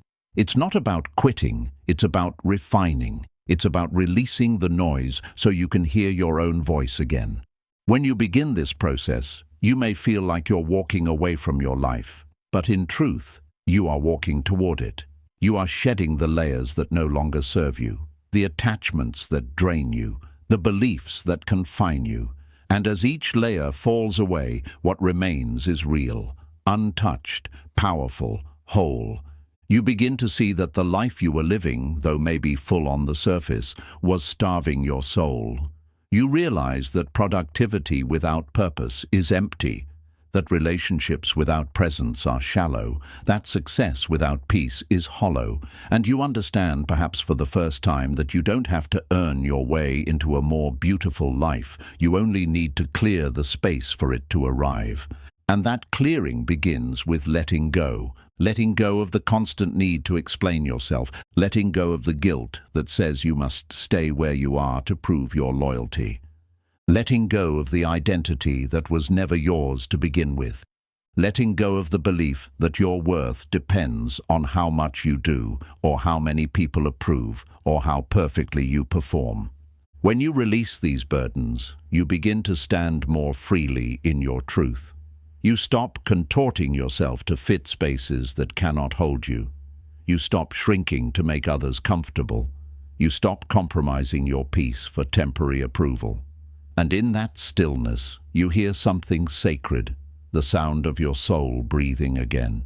You start to notice the kind of life you want to build, one where your values are not just ideas, but the foundation of your daily choices, one where your boundaries are not walls, but sacred guidelines that protect your energy, one where your relationships feel like sanctuary, not survival, one where your joy is not delayed for some distant future, but woven into the quiet moments of now.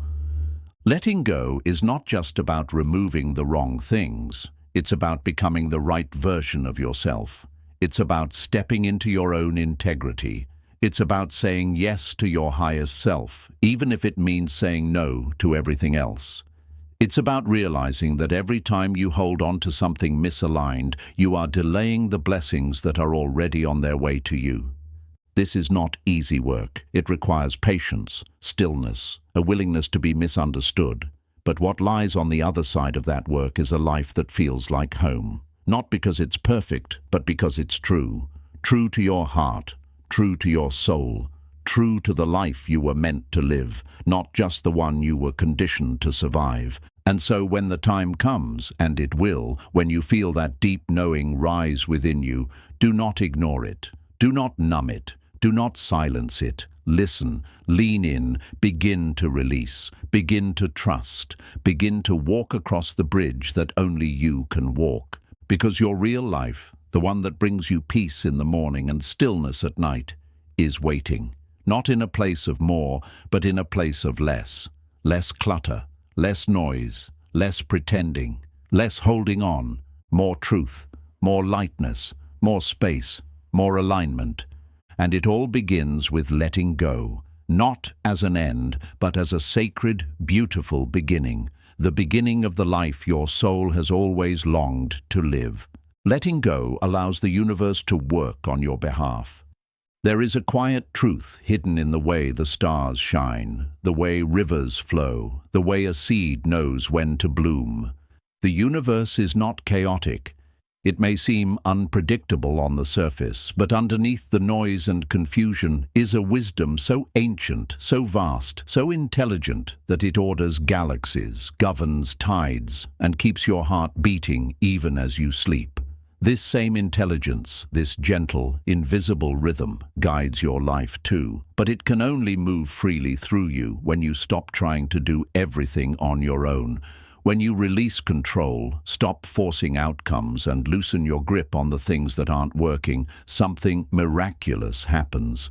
The universe begins to respond. It begins to rise to meet you. And in this rising, your life begins to shift.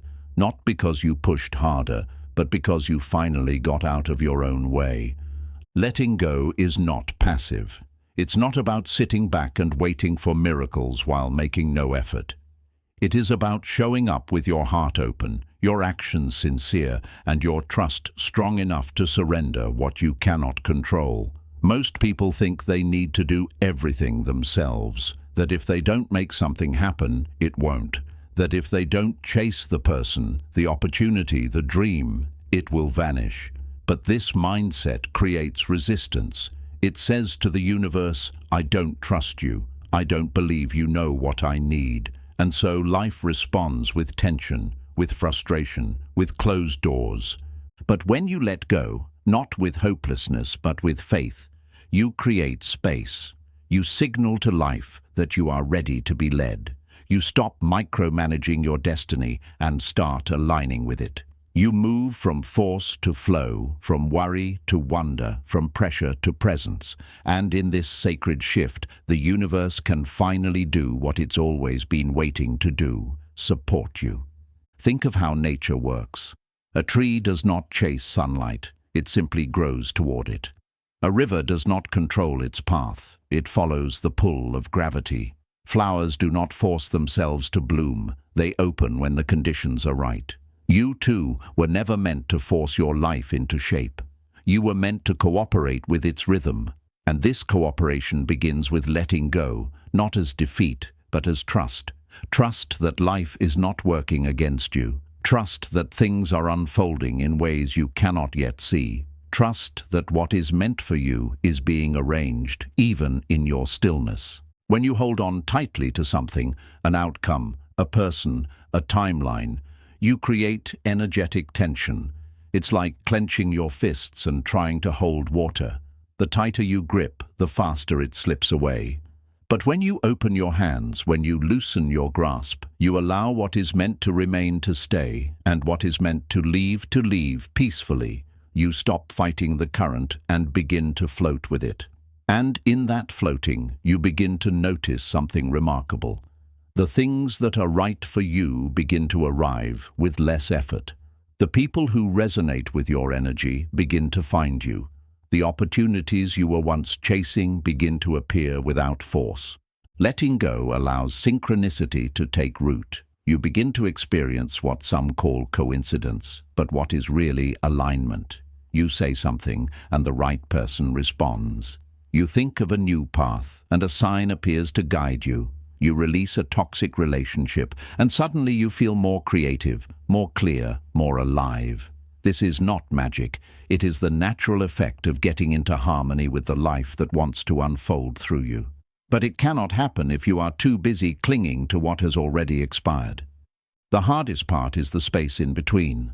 The silence after letting go, but before something new has arrived. It can feel like nothing is happening, like your surrender was met with stillness. But this is not the absence of movement. It is the preparation. It is the soil being watered beneath the surface before anything is visible. It is the breath the universe takes before exhaling something beautiful into your life.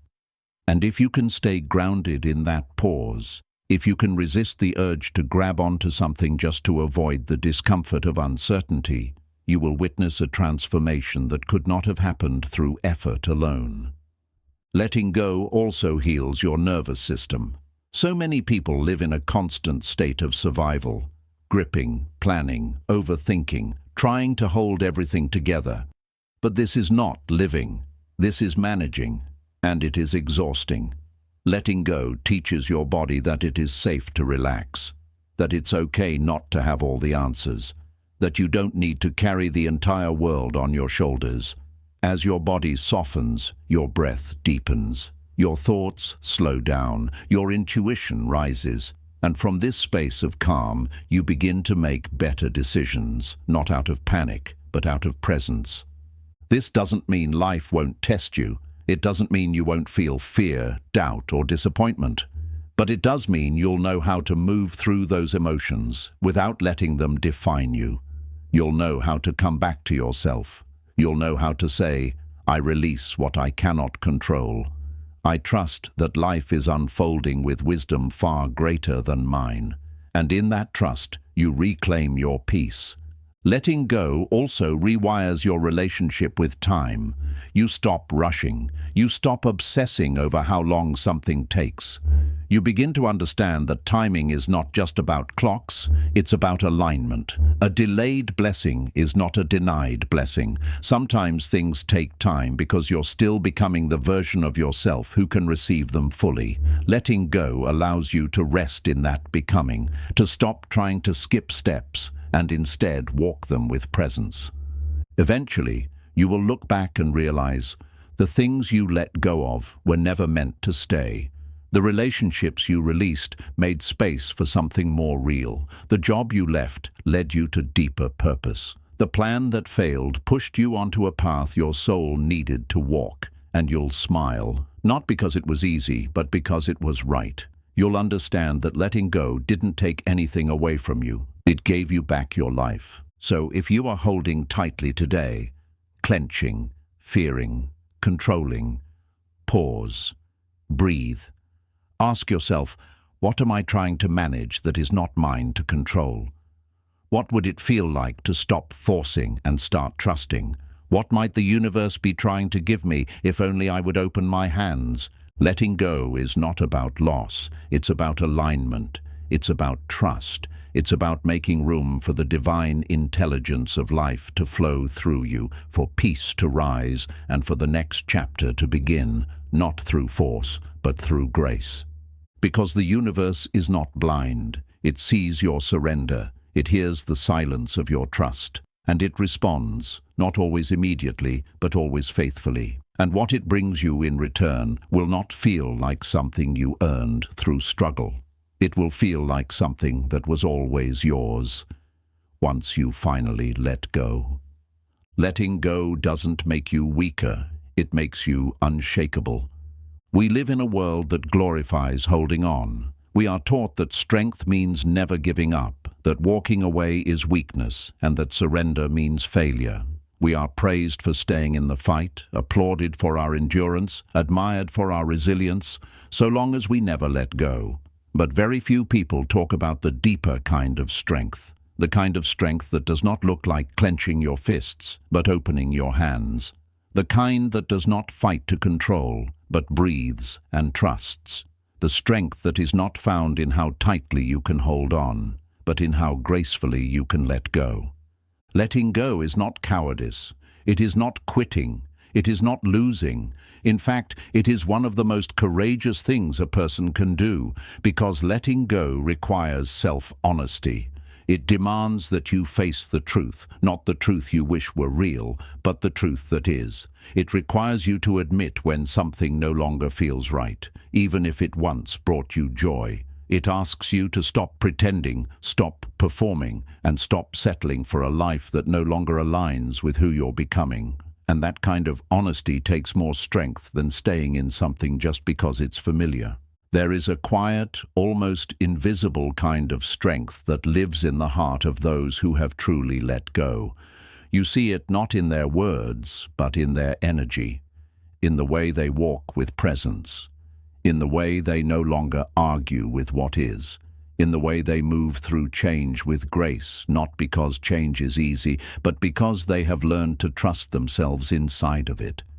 These people are not immune to pain. They feel deeply, they grieve, they lose, but they do not break, because their strength does not come from controlling everything around them. It comes from being rooted within. When you let go of something that once defined you, be it a person, a title, a dream, or even a version of yourself, you don't become less. You become real. You begin to see that strength was never in your ability to carry everything. It was in your willingness to set down what no longer serves your soul. And as you do, you start to feel lighter, not just physically, but emotionally, spiritually, and energetically.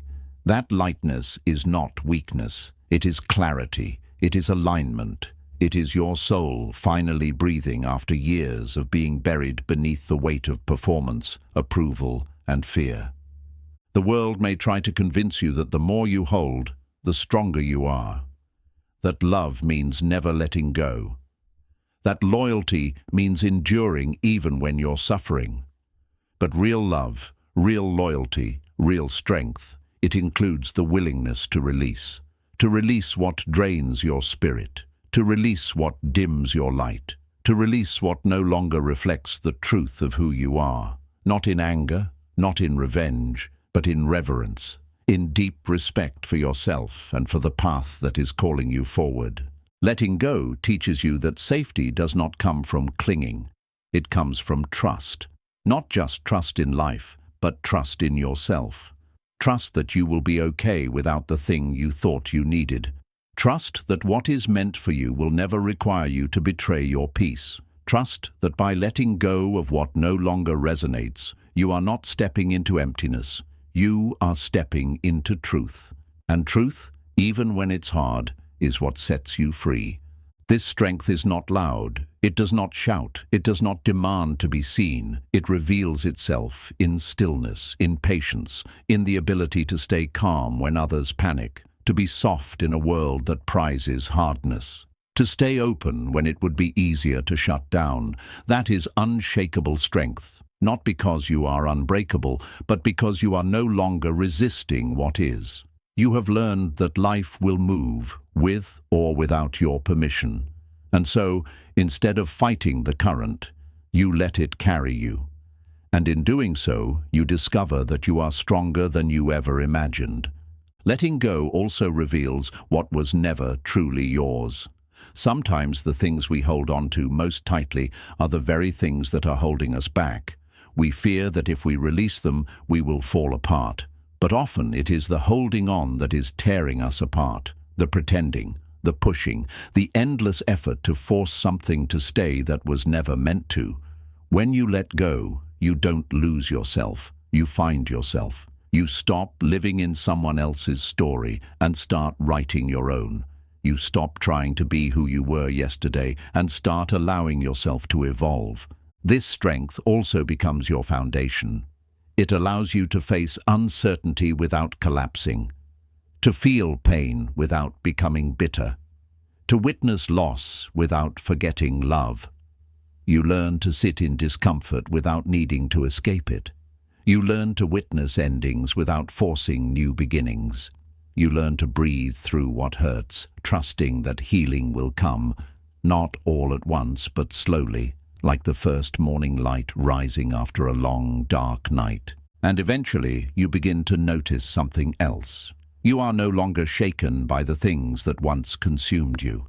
The opinions of others no longer control your decisions. The fear of being alone no longer makes you cling.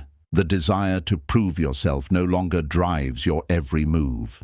You have let go, not just of what was outside of you, but of what no longer belongs inside of you. And in doing so, you have become unshakable. Not because nothing touches you, but because you no longer resist what comes. You meet it, you breathe through it, you walk with it, and you rise. So let the world believe that letting go is weakness. Let them say you gave up. You will know the truth. You will feel it in your bones. You will see it in the lightness of your being, the peace in your presence, and the quiet power in your eyes. Because you will know that letting go didn't make you less. It made you whole. It made you honest. It made you free. It made you unshakable. Letting go ends the war inside you. There is a quiet kind of suffering that most people carry, one that lives beneath the surface of even the most composed faces. It's not always visible. You might not cry. You might still smile. You might even appear successful, productive, and strong. But inside, there's a war, a constant tug-of-war between what your heart knows and what your mind fears, between the truth you've buried and the image you uphold, between the life you live and the life your soul quietly longs for. This inner conflict is not caused by failure. It is not caused by lack.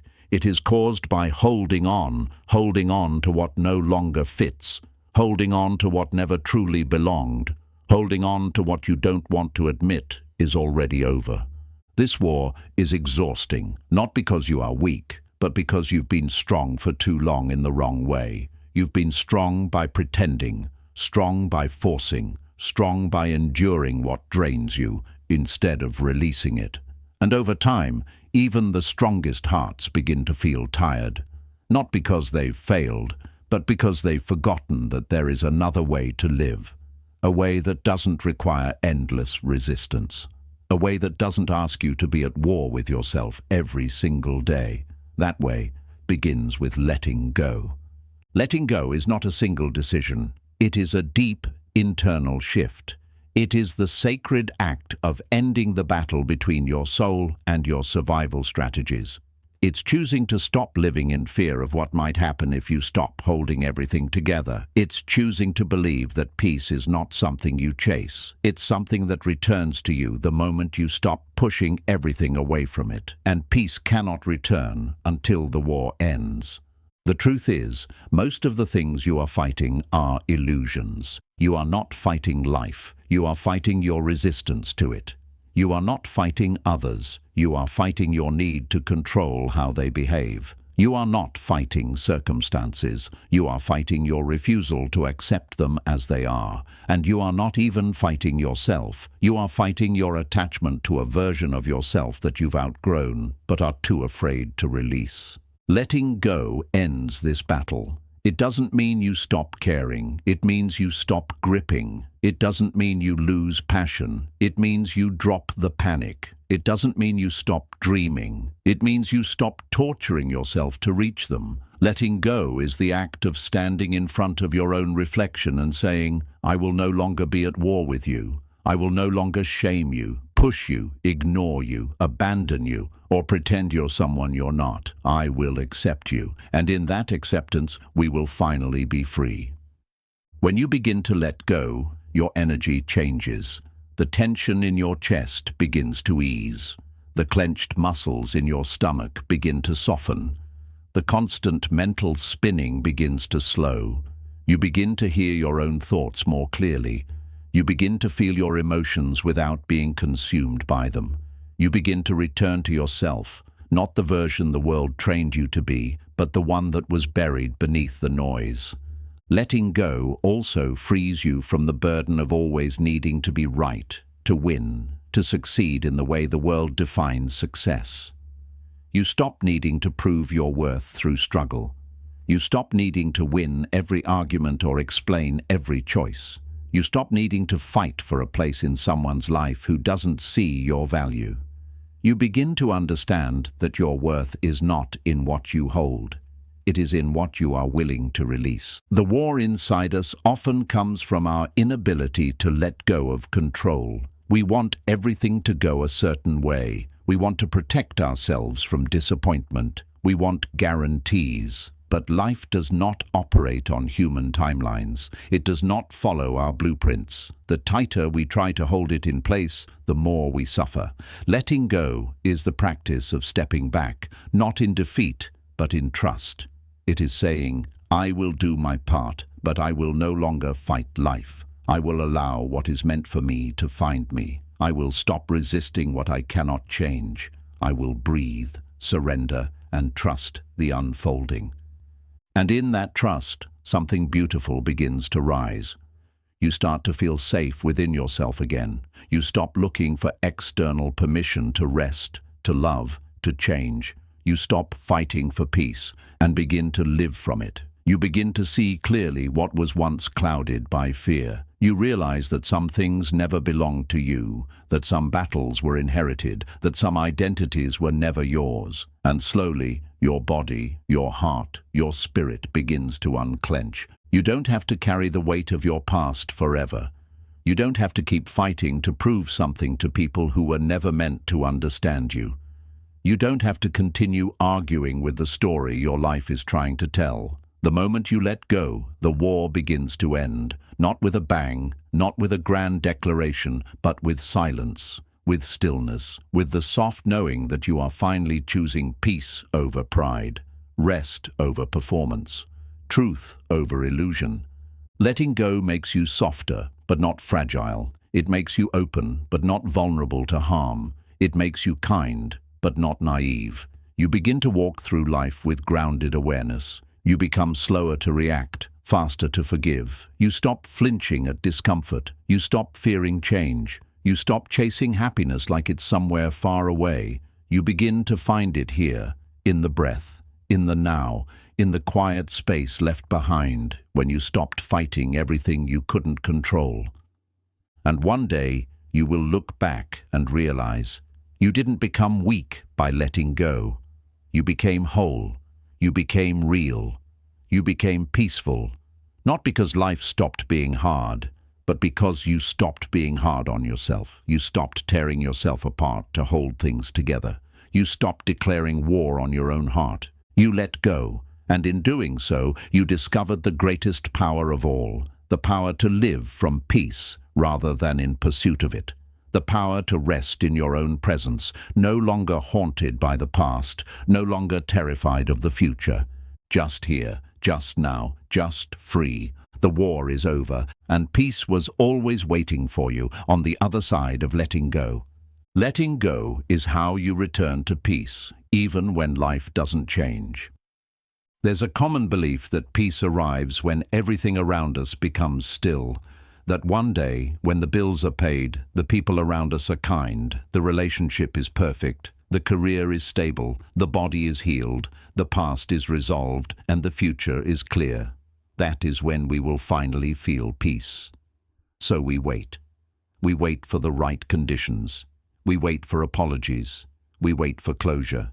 We wait for everything to fall into place. But the longer we wait, the more exhausted we become, because peace, in its truest form, does not come from external stillness. It comes from inner release.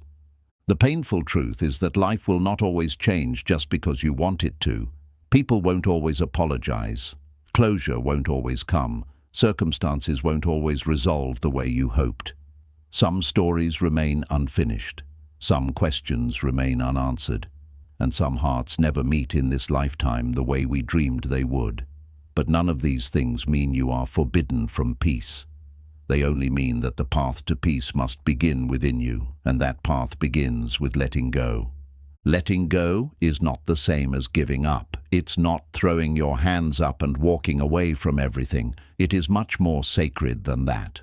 Letting go is the decision to stop gripping so tightly to what you cannot control. It's the quiet choice to stop leaking your energy into what isn't yours to fix, change, or finish. It's the act of softening your body, loosening your mind, and releasing your heart from the relentless grip of resistance. You may still live in the same situation, with the same people, doing the same work. But something inside you begins to shift. You no longer live in reaction. You no longer tighten every time life doesn't go your way. You no longer punish yourself for the things you can't control. And suddenly, though nothing around you has changed, you begin to feel lighter, quieter, more stable, more grounded. Not because your life is perfect, but because your attachment to controlling it has loosened its grip. Letting go is how you reclaim your nervous system. For too long, you've trained yourself to anticipate the next thing, the next argument, the next loss, the next task, the next problem. Even when nothing is going wrong, your body is on edge, ready to fight, flee, freeze, or please. You carry a constant hum of tension, an underlying fear that something will fall apart if you aren't constantly holding it up. But what you don't realize is that the thing falling apart is not your life, it's your peace. Your body was never meant to carry this much control. Your soul was never designed to be the puppet master of the universe.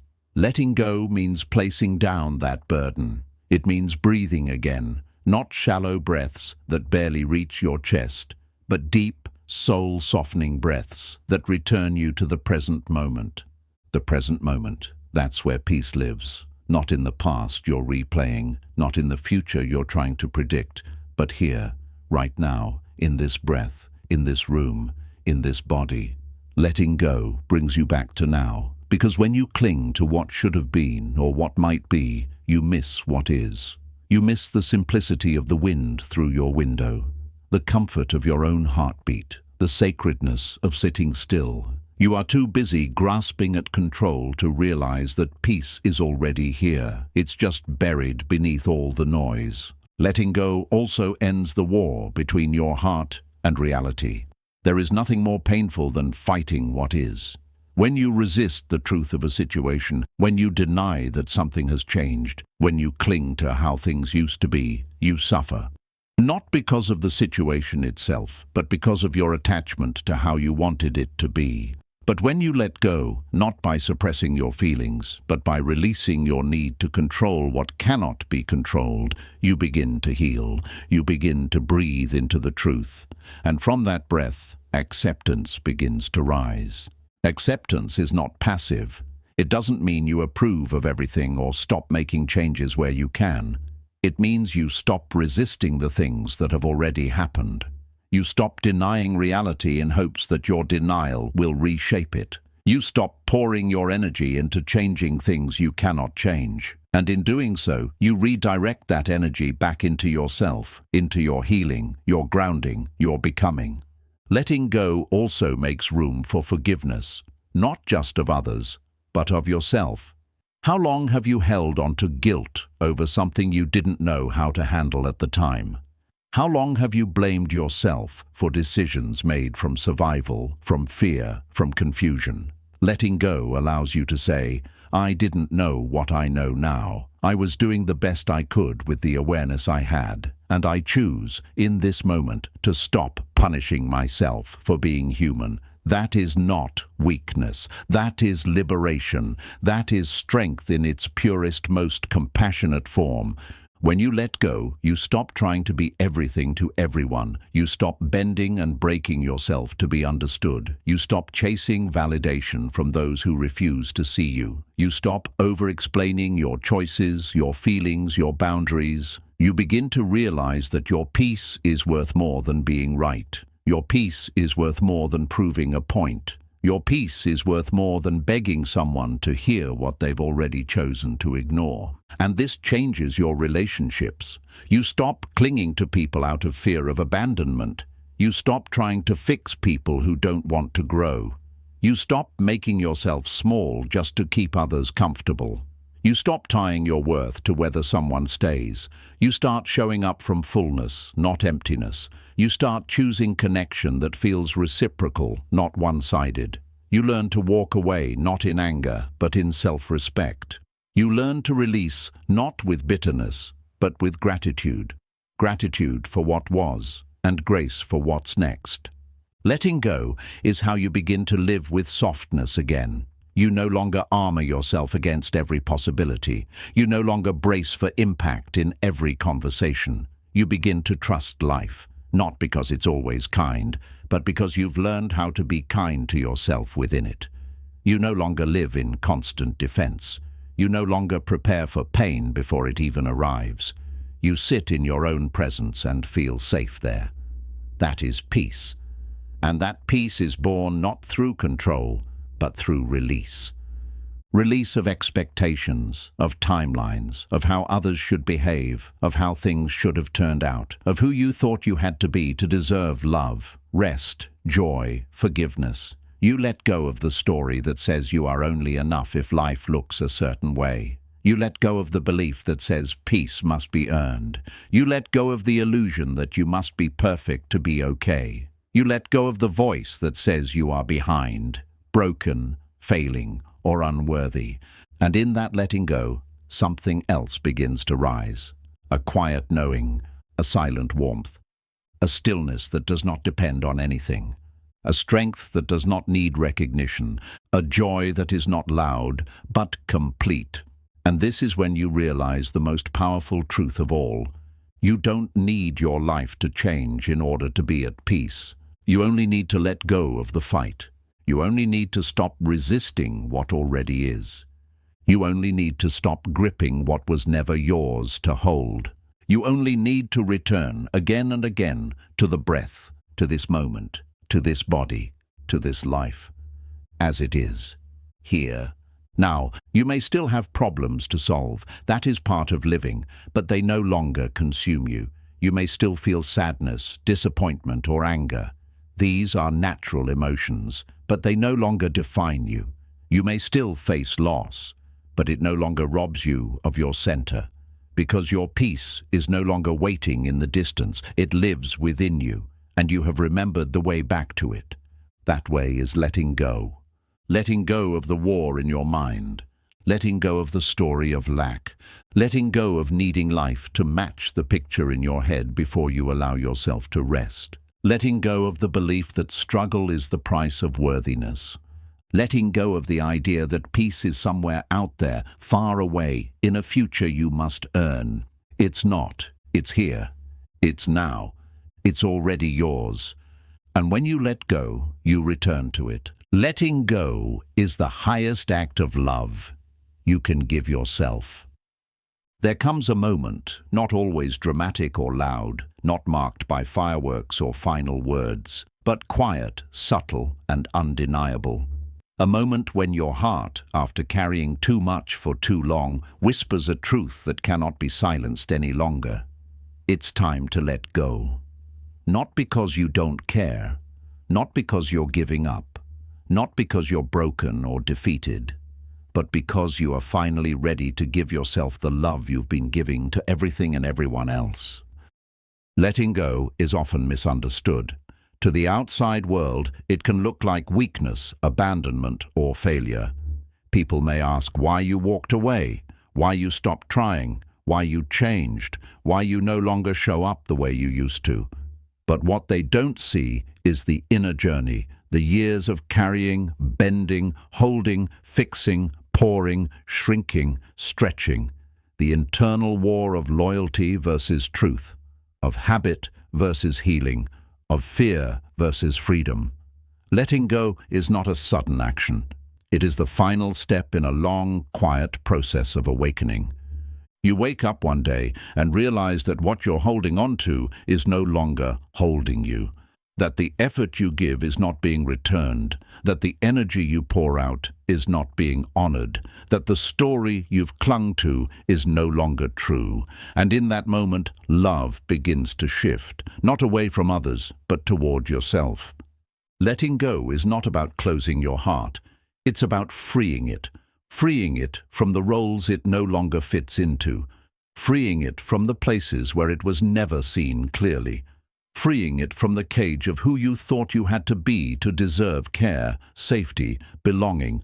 The highest form of love is not found in how much you can hold on. It's found in the courage to let go when something is no longer aligned with your soul. And yet, letting go is rarely easy. It is not a straight line, it is a spiral. You will revisit old memories. You will second-guess your decisions. You will wonder if you're asking for too much or giving up too soon. You will feel waves of grief, guilt, longing, and fear. This is natural. This is human. We are not machines programmed to detach cleanly. We are beings of emotion, of history, of story. But beneath all that noise is a deeper knowing. And that knowing will never scream. It will not shout over your doubt, but it will remain still and steady, waiting for you to trust it. The greatest act of self-love is not the bath or the book or the walk in the sun, though these are all beautiful gestures. The greatest act of self-love is honoring your inner truth when it calls you to release what no longer serves your becoming. That could mean releasing a relationship that no longer reflects your values. It could mean stepping away from an environment that keeps you in survival mode. It could mean letting go of an identity built from fear, people-pleasing, or unworthiness. It could mean forgiving yourself for how long you stayed, or for not knowing how to leave sooner. Whatever it is, letting go is an act of love. Because love says, I deserve peace. Love says, I don't need to earn rest. Love says, I am no longer available for what depletes me. Love says, I trust that what is meant for me will not require me to betray myself. Letting go invites you back to your center. For too long, your attention has been outside of you, fixated on who's staying, who's leaving, what others think, how things appear, whether you're doing enough. Letting go draws that attention inward. It asks gently, "But how do you feel? What do you need? What would it mean to choose yourself here, not out of pride, but out of reverence?" And this shift is radical, because when you begin to choose yourself, you stop negotiating your needs in exchange for love. You stop tolerating crumbs just to avoid the silence. You stop holding space for people who continuously abandon yours. You stop performing a version of yourself that is palatable, predictable, and pleasing, and instead you begin to breathe deeper, speak softer, rest more, smile honestly, grieve fully, laugh loudly. You begin to take up the space that was always yours, but that you were too afraid to occupy. Letting go also reveals what is real. When you are no longer attached to keeping everything in place, you begin to see clearly. You see which relationships are rooted in mutual respect and which were based on obligation or convenience. You see which goals were born from your soul and which were built to win the approval of others. You see what parts of you were authentic and what parts were armor. And from this clarity, you begin to rebuild, not from pressure, but from presence. Letting go does not mean you stop loving others. It means you stop abandoning yourself in the name of loving them. It means you stop carrying what is not yours. You stop over-functioning in dynamics that keep you small. You stop rescuing people from the lessons they are meant to learn on their own. And in that release, you give both yourself and others the gift of truth, of freedom, of space. That space is sacred. It is the space where you remember your worth. It is the space where you meet yourself again. It is the space where you begin to trust not just life, but your ability to navigate it. You may not know what comes next. You may not have a 5-step plan, but you no longer need one, because letting go teaches you how to live in the moment without fear. It teaches you that the ground beneath you may shift, but you will not fall. That endings do not mean failure, they mean completion. That absence does not mean emptiness, it means new space for presence. That quiet is not loneliness, it is clarity returning. When you let go, you stop trying to fix everything. You stop rushing to the next thing. You stop filling every pause. And in that stillness, something ancient within you begins to speak. The part of you that remembers who you were before you learned who to be. The part of you that has never been touched by fear. The part of you that knows how to rest in being rather than proving. Letting go is not a one-time act. It is a lifelong practice. You will release the same wound many times before it leaves your bones. You will have to remind yourself again and again that peace is your birthright. That rest is not something you earn through exhaustion. That love is not proven through sacrifice. That your soul is not a machine. It is a garden. And sometimes gardens need pruning. They need space. They need light. They need quiet seasons to bloom again. This practice will not always be easy. There will be days when you miss what you let go of. There will be moments when you doubt yourself. There will be nights when you feel the ache of release. But every time you choose truth over comfort, every time you trust your body's signals, every time you choose presence over performance, you are loving yourself in the deepest way. You are saying, "I matter." You are saying, "I will not betray myself for belonging." You are saying, "I am willing to lose what's not real in order to find what is." You are saying, "I love myself enough to let go." And one day you will look back and realize this was not the end. It was the beginning of a life where your peace is not fragile, because it does not depend on anything outside of you, the beginning of a self-respect that no longer flinches in the face of rejection, the beginning of relationships built not on dependency, but on alignment, the beginning of a soft power that cannot be stolen because it rises from within. You will realize that letting go did not make you hard, it made you whole. It did not close your heart, it cleared it. It did not break you, it rebuilt you. And it did not leave you empty. It made space for you to finally return, not to the life you thought you had to live, but to the one your soul was always meant to lead. And that, above all, is the highest act of love. Letting go is how you heal without needing to be fixed. There's a quiet myth we carry in our hearts, an unspoken belief that says we are broken, that there is something wrong with us because we feel too much, struggle too deeply, or cannot seem to outrun the weight of our pain. We spend years trying to fix ourselves, to patch up what we think is flawed, to become better, more worthy, more lovable, more normal. We call it healing. But so often, what we really mean is, how do I stop being who I am so I can finally be accepted? This misunderstanding is where so much suffering begins, not in the pain itself, but in the way we shame ourselves for feeling it. But healing is not the same as fixing. You are not a broken object in need of repair. You are a living, breathing soul who has experienced life. And life, by its very nature, leaves marks. It carves into us. It shapes us. It softens us through storms and strengthens us through stillness. And the most profound truth is this: healing doesn't come from becoming someone else. It comes from letting go of the false belief that you ever needed to. Letting go is how you heal, not by force, not by pressure, not by perfection, but by release, by allowing yourself to stop trying to change the truth of your experience and instead begin to embrace it.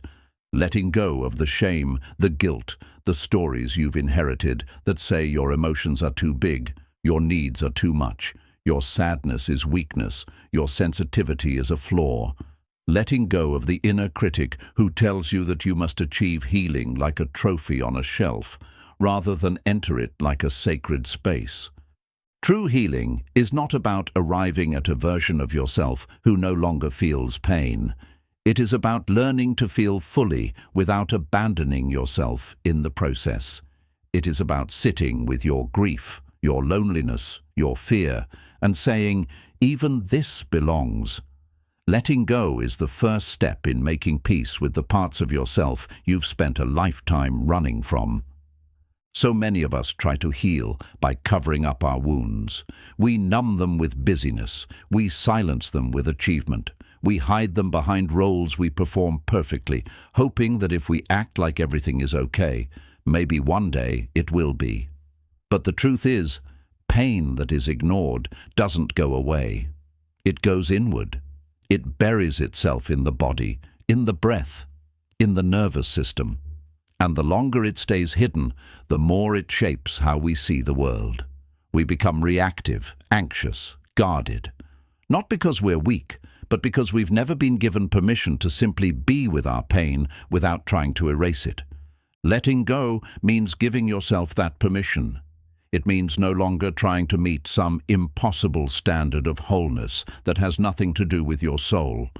It means letting go of the belief that your healing must look like someone else's, that you must be positive all the time, that you must be over it already, that you must be calm, smiling, or inspirational in the midst of your suffering. Letting go is refusing to package your pain into something palatable for others. It is choosing instead to honor your own pace, your own rhythm, your own deeply personal path. You don't need to be fixed. You need to be witnessed. You need to be seen, not just in your strength, but in your tenderness, not just in your achievements, but in your ache, not just in your light, but in the shadows you've learned to hold. And the first one who must see you this way is you. Letting go begins with seeing yourself clearly, not through the eyes of someone who critiques and compares, but through the eyes of compassion. It is pausing long enough to notice where you are still gripping, still resisting, still trying to force yourself into a version of healing that doesn't feel real. It is asking yourself gently, what would it feel like to stop trying to fix this part of me and instead simply allow it to be here, just as it is? Because the parts of you that feel broken, they are not ruins to be destroyed or rebuilt. They are sacred places of initiation. They are the places where your soul has gone to meet itself. Your sorrow is not a sign that something went wrong. It is proof that you are alive, that you are open, that you still care even when you've been hurt, that you are brave enough to feel even in a world that constantly tells you to move on. Letting go is not abandoning your healing. It is allowing it to take the shape it wants to take. It is choosing presence over progress, depth over speed, truth over performance. It is letting go of the false self you constructed to survive and slowly, gently remembering the self that existed before the world taught you to hide. And this self, your truest self, does not need fixing. It only needs remembering. It needs your permission to come forward again. It needs space to breathe. It needs your tenderness, not your judgment. It needs your stillness, not your solutions. And it needs your trust that if you can let go of trying to heal perfectly, your healing will begin to unfold in ways more beautiful than you imagined. This is not to say that healing is passive. It is not about waiting for life to do the work for you. It is active, but not aggressive. It is intentional, but not forced. Letting go allows you to act from love, not fear. It allows you to take responsibility without shame, to seek support without seeing yourself as a burden, to rest without guilt, to speak your truth without apology, and to grieve your losses without rushing to be okay again. Grief, especially, teaches us the art of letting go, not just of people, but of illusions, of timelines, of who we thought we'd be by now. Grief is not a detour from healing, it is a sacred part of it. When you let go of the idea that grief should be brief, clean, or logical, you begin to realize that it is one of the most intimate ways the soul expands. Not because pain is good, but because presence within pain allows for depth. It humbles you, it softens you, it teaches you to hold space for yourself in a way that no external validation ever could. Letting go is also how you begin to trust your own healing intelligence. Just as the body knows how to close a wound, your soul knows how to mend itself if you stop interrupting it with judgment, fear, and self-hatred. You don't need to dissect every emotion. You don't need to relive every moment of trauma to be free of it. You simply need to stay with yourself, to feel, to breathe, to allow what is rising to rise, and to meet it with softness instead of resistance. You are not behind. You are not broken. You are not doing it wrong. You are simply in a process that does not obey linear time. And the more you let go of your need to control it, the more you allow it to move through you as it's meant to. This kind of healing changes everything. You stop clinging to temporary highs. You stop needing others to affirm your progress. You stop performing wholeness. You become honest, tender, real. You say, "I am healing," not with pressure, but with reverence. You walk more slowly. You speak more clearly. You listen more deeply. You begin to live in alignment with your inner rhythm instead of society's demands. Letting go is how you come back to life. Not just a life of appearances, but a life that actually feels like yours. You begin to build not from trauma, but from truth. You begin to speak not from fear, but from grounded wisdom. You begin to relate to others from presence, not projection, and you begin to feel something sacred returning, not perfection, not certainty, but peace. A quiet, enduring peace that says, "I no longer need to be fixed.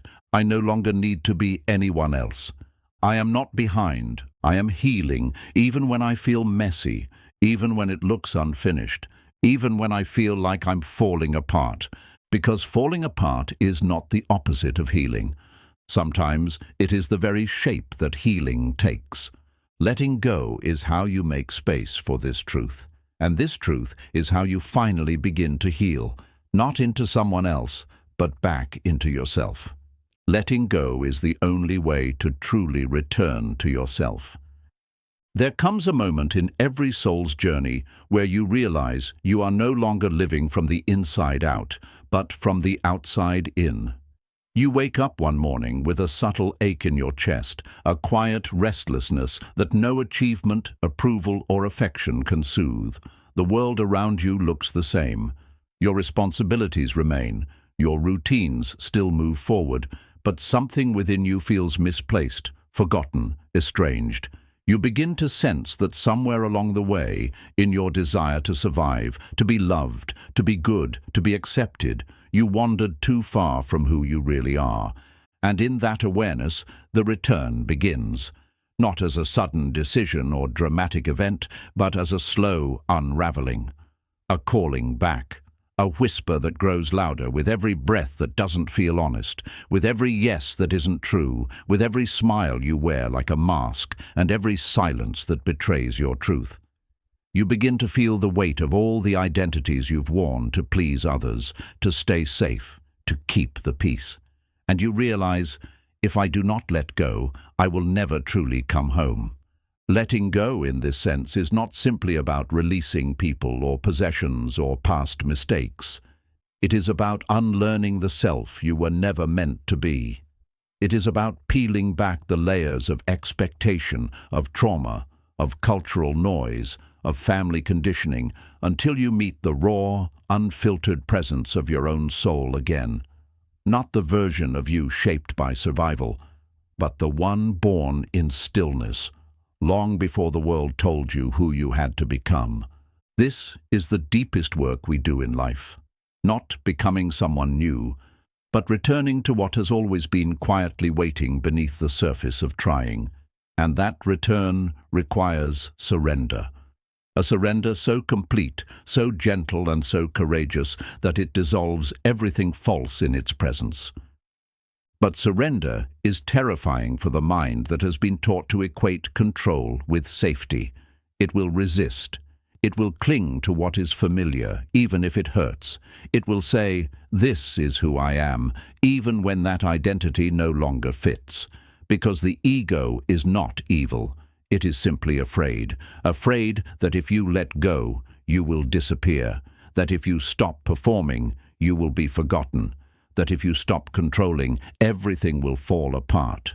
But what the ego doesn't understand is that letting go is not the end of your existence. It is the end of your imprisonment. You do not disappear when you surrender. You reappear. You return, not to the world's idea of you, but to your own. Letting go is how you soften the noise enough to hear yourself again.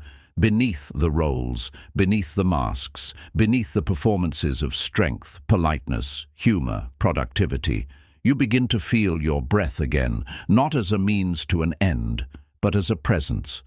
You begin to hear your intuition again, not as a passing thought, but as a sacred guide. You begin to recognize your true voice, not the one shaped by fear or shame or obligation, but the one that speaks in stillness and moves in love.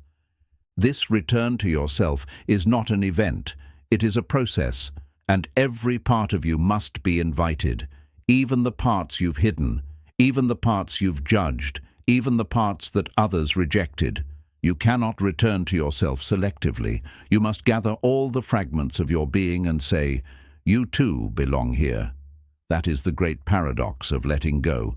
It is not a pushing away, it is a gathering in. It is not a turning your back, it is a facing fully. It is not rejection, it is reunion. You let go of what is not you so that all of you can finally breathe. Letting go does not mean you stop loving. It means you stop abandoning yourself in the name of love. It means you release the need to be understood by those who only see the surface of you. It means you stop contorting yourself to fit into spaces that ask you to shrink. It means you no longer measure your worth by how much you are needed or how well you perform. You begin to ask different questions. Not, "How do I fix myself?" but, "What part of me have I forgotten?" Not, "How can I be better?" but, "Where have I been untrue to my own heart?" Letting go is the act of trusting that you do not need to become. You only need to remember. And memory is not always easy. It is not simply a recalling of facts. It is a somatic, emotional, energetic return. It is the body relaxing for the first time in years because it no longer has to brace itself for rejection. It is the heart opening after a lifetime of guarding. It is the breath deepening because it is no longer shallow from self-betrayal. It is the nervous system regulating because the war within has quieted. The more you let go of who you are not, the more space there is for who you are to come forward. Not because you forced it, but because you allowed it. And this allowing is an act of grace. It is how you meet yourself with compassion instead of criticism. It is how you forgive the years you spent lost. It is how you hold the pain without turning it into identity. It is how you become intimate with your own presence, not because it is perfect, but because it is yours. Letting go invites you into intimacy with yourself, and intimacy means nothing is hidden. It means your wounds are no longer secrets, they are sacred teachers. Your doubts are no longer enemies, they are questions seeking gentleness. Your fears are no longer monsters, they are messengers of unmet needs. Your needs are no longer shameful, they are doorways to truth. Your truth is no longer dangerous, it is the path home. But the path home is not straight, it is winding, it requires patience. There will be days when you feel more lost than found, days when the old self comes knocking, asking to be worn again like a comfortable coat, days when the silence feels deafening, when the letting go feels more like falling apart than healing. But even on those days, something sacred is happening. You are shedding skins, you are burning illusions, you are making space. And space is not empty. Space is holy. Space is where you meet yourself again, this time without conditions. Letting go is not a retreat from life. It is how you step into life with presence, with clarity, with softness, with power. A power that does not dominate but radiates. A power that does not control but harmonizes. A power that does not prove but simply is. You stop trying to prove your worth because your existence is already proof. You stop trying to earn love because your being is already lovable. You stop trying to control outcomes because your soul is already whole. Letting go teaches you that peace is not found in perfect circumstances, but in right relationship with yourself. That freedom is not found in the absence of responsibility, but in the presence of authenticity. That joy is not a fleeting emotion, but a returning to what has always been within reach, just beneath the layers of striving. You begin to see that the more you return to yourself, the less the world can shake you. Because you are rooted now, not in external validation, but in internal alignment. You no longer need to chase things to feel enough. You no longer fear solitude. You no longer negotiate your truth to keep others comfortable. You are home in your own skin. And in that home, everything begins to change. You speak differently, not louder, but truer. You love differently, not from need, but from overflow.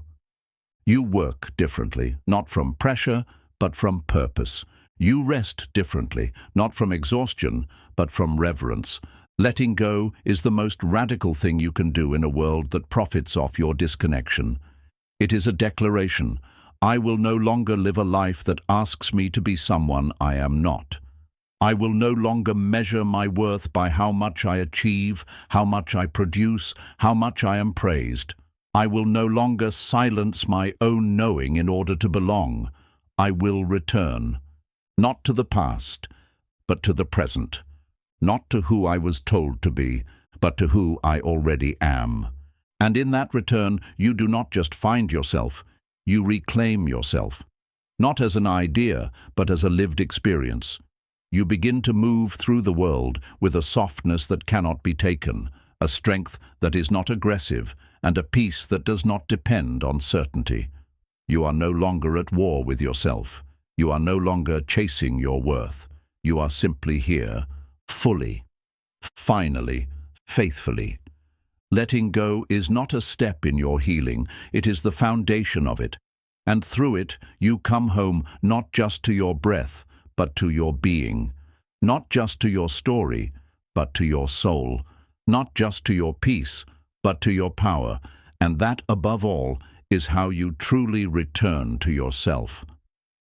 Letting go is how you finally feel free in a world that tries to own you. There is a quiet, constant pressure in this world, a weight you can't always see, but you feel it every time you step outside the door, every time you open your phone, every time you walk into a room where everyone is performing, posturing, trying to belong. It's the pressure to be something, someone, something better than you are now.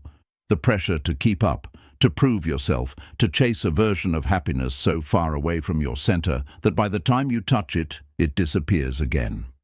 This world, for all its beauty, has mastered the art of ownership, not by force, but by suggestion, not by chains, but by comparison, not by cages, but by the quiet erosion of your sense of self.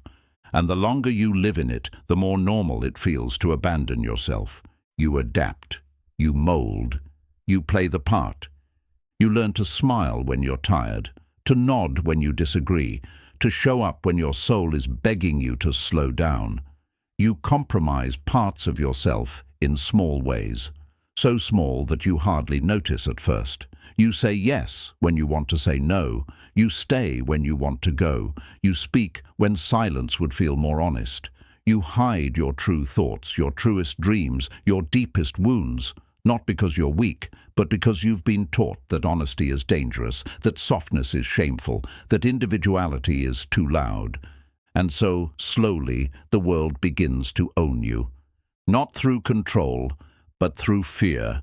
Not through laws, but through culture. Not through punishment, but through the promise of approval. Until one day you wake up and realize you don't recognize the person you've become. You've curated a life that looks good, but feels hollow. You've performed your identity so well that even you believe the act. And underneath it all, beneath the applause, the validation, the productivity, there is a small, quiet voice whispering, "This isn't me." That voice is your freedom, and it's calling you home. But before you can return, you must let go. Not just of things or people, but of the illusions that have shaped your life. You must let go of the idea that you must constantly earn your worth. Let go of the belief that love must be won through sacrifice. Let go of the notion that success must come at the cost of your peace. Let go of the invisible agreements you made to keep yourself small, quiet, palatable. Because the truth is, no one owns you. Not your past, not your trauma, not your culture, not your family's expectations, not the judgments of strangers. Not the algorithms that predict your behavior, not the rules written by people who never knew your name, not the trends, not the timelines, not the lies that tell you you're too late. You are not a product, you are not a brand, you are not a role, you are not a reaction, you are not a reflection of what others think you should be. You are a soul, eternal, sacred, whole. And the only way to truly live that truth is to let go of everything that tells you otherwise. Letting go is how you unhook yourself from the invisible threads pulling you in 1,000 directions. It's how you stop giving your energy away to things that never nourished you in the first place. It's how you reclaim the right to live slowly, to feel deeply, to speak truthfully, to move gently. In a world that tries to own your time, your attention, your emotions, letting go is how you take it all back. It begins with awareness. You start noticing when you're acting from fear instead of truth. You become curious about your choices. Why did I say yes? Why am I rushing? Who am I trying to impress? What am I afraid will happen if I just rest, if I just say no, if I just be myself? These questions are not small. They are keys, they are mirrors, they are doorways to freedom. Letting go is not dramatic. It's not about burning bridges or walking away from everything. It's about noticing where you are holding tension and loosening your grip. It's about recognizing where you've internalized the belief that you must be constantly productive to be valuable. It's about seeing the ways you've been taught to police your own joy, your own pleasure, your own rest, and gently refusing to participate anymore. You begin to see the world differently, not as a place to conquer, but a place to coexist with, not as a stage for performance, but as a canvas for presence, not as a battleground, but as a garden. And in that shift, you start reclaiming your breath. Not the shallow breath of anxiety, but the deep, grounding breath of someone who knows they are allowed to just be. You stop performing and you start living. You stop pleasing and you start connecting. You stop managing impressions and you start listening. You stop chasing and you start creating. You stop explaining and you start belonging. To yourself, first, always. Letting go teaches you that freedom is not about escaping the world. It's about no longer being owned by it. You can still participate, still work, still dream, still share, but you do so from a place of wholeness, not scarcity. You act not because you're trying to prove something, but because it's who you are. You give, not because you're afraid of being abandoned, but because you're full. You express yourself, not to be accepted, but because you've already accepted yourself. You stop waiting for permission to live the way your soul craves to live. And this is when everything starts to feel different, not because the world changed, but because your relationship to it did. Letting go allows you to move through life without being possessed by it. You can love deeply without losing yourself. You can serve others without betraying your needs. You can dream big without being consumed by the outcome. You can grieve without guilt. You can succeed without self-erasure. You can rest without justification. You begin to understand that letting go is not passive. It's the most powerful act of self-sovereignty there is. It's saying, I no longer need to carry what was never mine. I no longer need to shrink to survive. I no longer need to wear identities like armor. I no longer need to sacrifice joy for approval. I no longer need to be everything to everyone.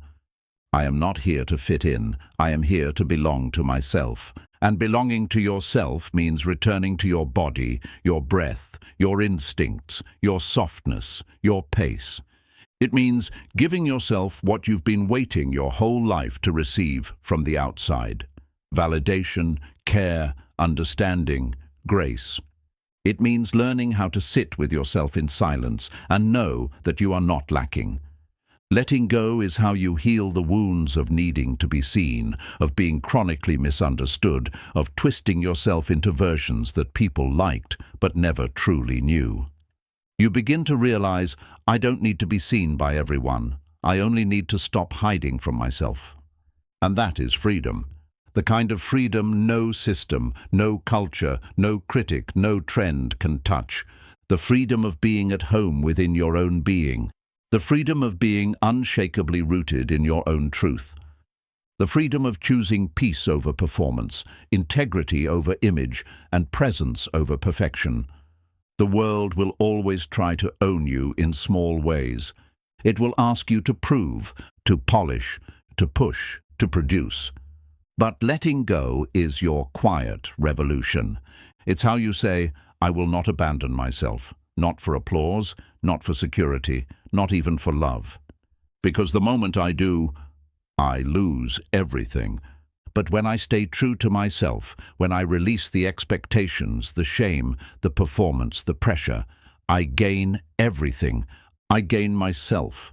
And that is the only real freedom that lasts. Letting go is not about loss. It is about liberation. Not a letting go into nothingness, but a letting go into fullness, into wholeness, into life itself. And that is everything you've been searching for. Letting go is the highest form of trust you'll ever learn. There is a deep silence you feel just before something within you is about to change. Not the kind of silence that comes from the outside world, but the kind that settles in your chest like a sacred fog, soft but undeniable. It's a stillness that arrives not because everything is finally perfect, but because everything within you is finally tired of pretending. You sit in it, not with panic, not with answers, but with a quiet question. What if I no longer hold on? What if I stop grasping, chasing, forcing? What if I surrender, not as a failure, but as a choice? This is where letting go begins, not as a strategy, not as a technique, but as a deep trust in something greater than the self that's been trying to hold it all together. Letting go is the highest form of trust. It is the sacred art of loosening your grip on what you think life should be and allowing it to become what it needs to be. Not in the way your ego imagines, but in the way your soul understands. Letting go is not giving up, it's giving in to something deeper, something older than your worries, something wiser than your plans, something stronger than your fear. But to let go, you must first feel how tightly you've been holding on. And that takes honesty. Most people don't realize how many parts of their life they are white-knuckling. Relationships, titles, habits, timelines, regrets, stories. The mind clings not because it's wrong, but because it's afraid. Afraid of change, afraid of uncertainty, afraid that without control there will be chaos. But what the mind doesn't realize is that it is the clinging that creates the very chaos it fears. Imagine a bird in your hand. Hold it gently, and it may sing. Grip it tightly, and it will suffer. So it is with life. The more you hold on, the less it breathes. And the less it breathes, the less you do. Letting go requires trust not just in life, but in yourself. Trust that you will still be whole, even if the relationship ends. Trust that you will still be valuable, even if the job changes. Trust that you will still be guided, even if the path disappears. Trust that you will still be loved, even if it's no longer from the same people.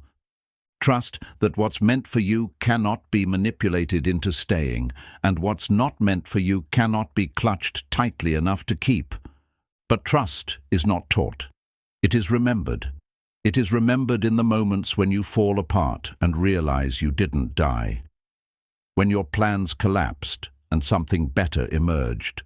When the person you were terrified to lose walked away and you discovered a deeper kind of love within yourself. You remember that life has been carrying you all along, even when you didn't know it. And the more you remember, the more you begin to trust, not blindly, not naively, but deeply. Trust, after all, is not about believing that everything will go your way. It's about knowing that even when it doesn't, you will still be okay. Letting go is the path of the brave. Not because it's dramatic, but because it's honest, because it requires you to face the places where you've been trying to control what was never in your hands, because it demands that you release your grip on the illusion of safety and instead lean into the groundlessness of real freedom. Buddhism teaches that all suffering arises from attachment, not from love, not from desire, not from having, but from clinging. Clinging to permanence in a world built on change, clinging to control in a life that's never been fully yours to command, clinging to people, to ideas, to dreams, as if your identity depends on them. But what if your identity was never meant to be fixed? What if who you are is not a static thing, but a river? What if the more you cling, the more you block your own flow? Letting go is not about detachment in the cold, indifferent sense. It is about releasing the illusion that your peace depends on anything outside yourself.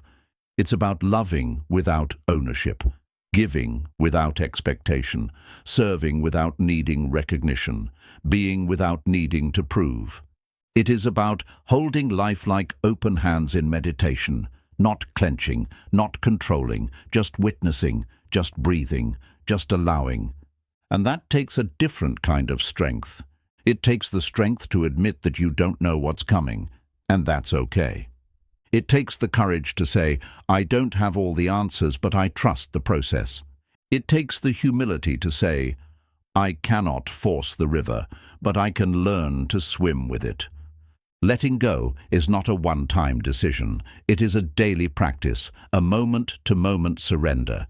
You may let go today and find yourself clinging again tomorrow. That's not failure. It's being human. Every time you notice, every time you pause, every time you return to your breath instead of your fear, you are deepening your trust. And with every surrender, something shifts. You start waking up with less anxiety and more curiosity. You start feeling emotions without needing to fix them. You start making choices from peace instead of panic. You stop measuring your day by how productive it was and start measuring it by how present you were. You begin to feel lighter, not because your life has fewer problems, but because your heart has fewer attachments. Letting go is how you create space for truth, for grace, for life to surprise you. It's how you open your heart to something better than control, connection, better than certainty, presence, better than perfection, freedom. You realize that trust isn't about life being easy, it's about life being honest.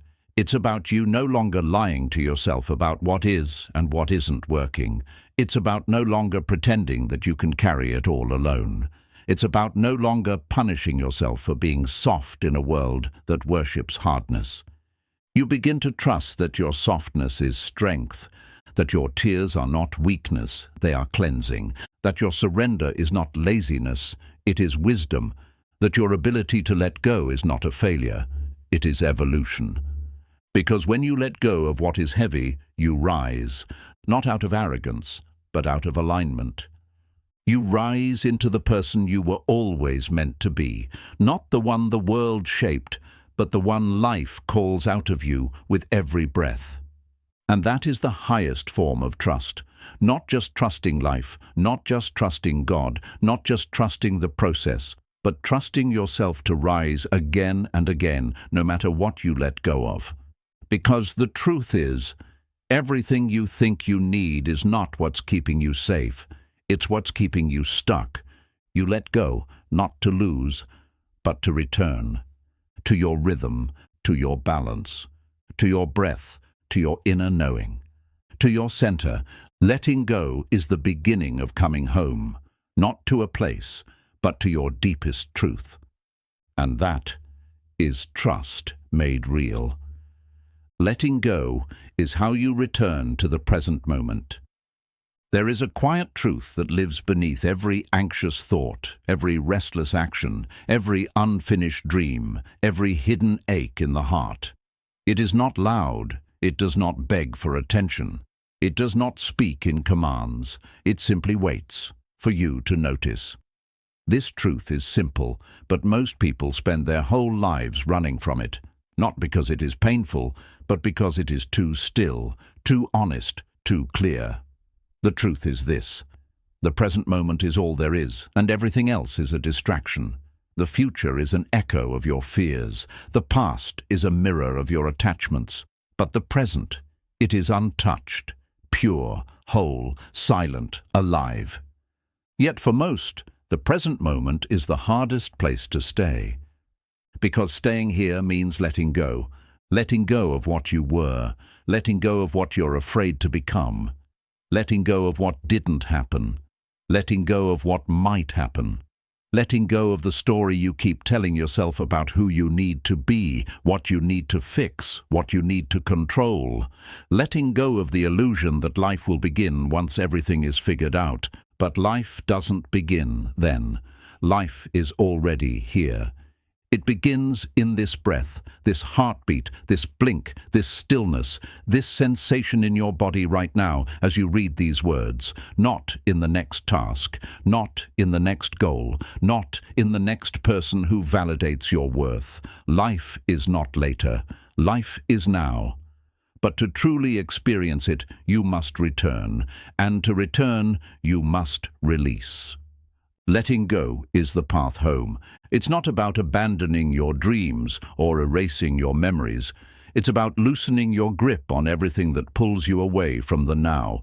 You can have dreams, you can remember the past, but the moment you attach to them, cling to them as if they are more real than what's in front of you, you become a stranger to your own life. You stop living. You start performing. You become trapped in the illusion of becoming, always chasing, always seeking, never arriving. Buddhism teaches that suffering arises not from what is, but from our resistance to what is. Pain is real, but suffering, that lingering unrest, that aching tension, that gnawing dissatisfaction, comes from not accepting the present moment as it is. From thinking it should be something else. From believing you should be somewhere else. From trying to control what can only be witnessed. Letting go is not passive. It is the most active engagement with life possible because it requires presence, full presence, unfiltered, unguarded, unedited. It is the moment you stop escaping and start experiencing. The moment you put down the story and pick up reality. The moment you stop asking, what's next, and instead ask, what's now? And what is now? Now is your breath. Now is your body, heavy or light, tired or vibrant. Now is the sound of the world around you, distant traffic, rustling leaves, the hum of a screen.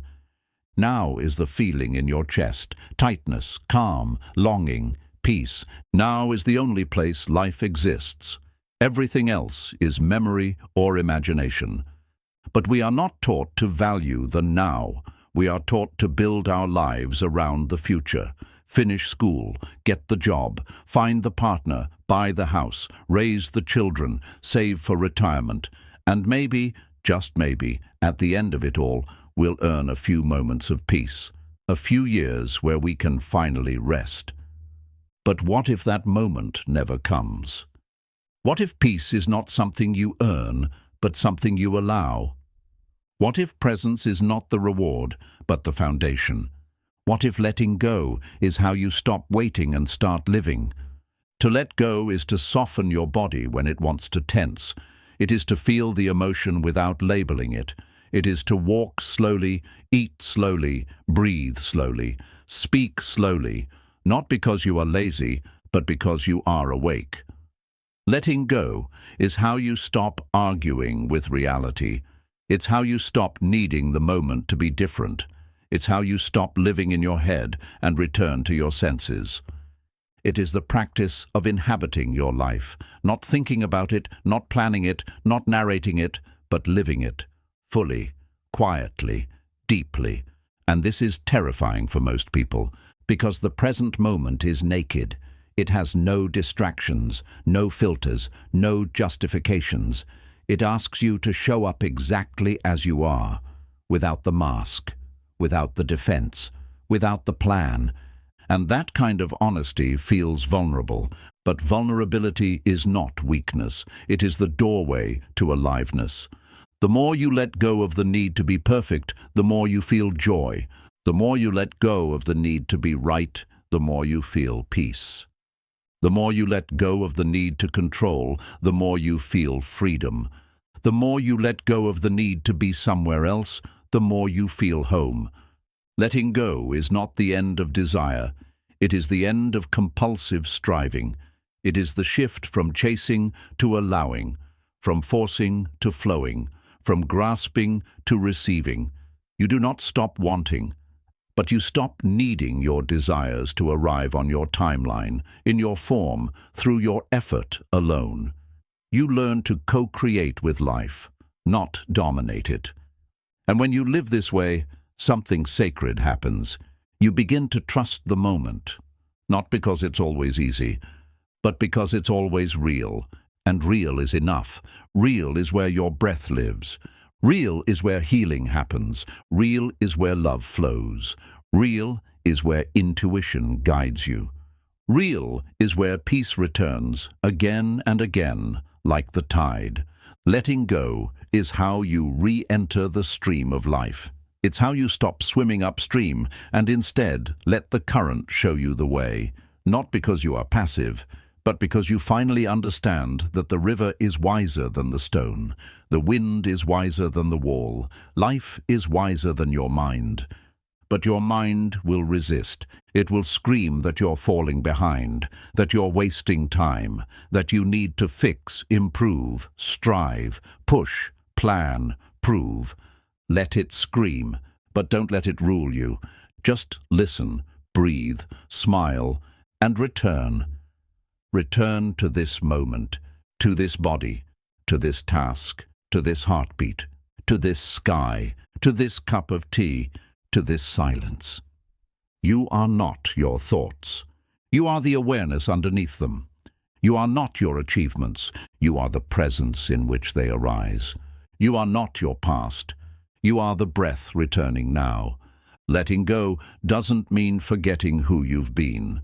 It means forgiving who you've been. It means releasing the version of you that had to survive, so you can become the version that gets to live. It means making space for your evolution, and that space can only exist in the now. Letting go is how you stop carrying stories that no longer serve you, stories of guilt, of failure, of not being enough, stories handed down by culture, family, fear. These stories are not you. They are costumes, roles, scripts. Let them fall away. The more you let them go, the more your true voice rises, not loud, but clear, not perfect, but honest, not rehearsed, but alive. And that voice is always grounded in the present. It says, I am here. I am breathing. I am enough. Right now, this is the power of letting go. Not that it makes life easier, but that it makes you lighter, more fluid, more spacious, more real, more grounded, more awake.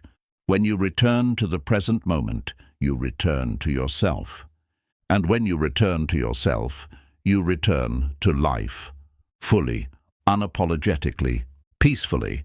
Letting go is how you remember that nothing needs to be added to this moment for it to be holy.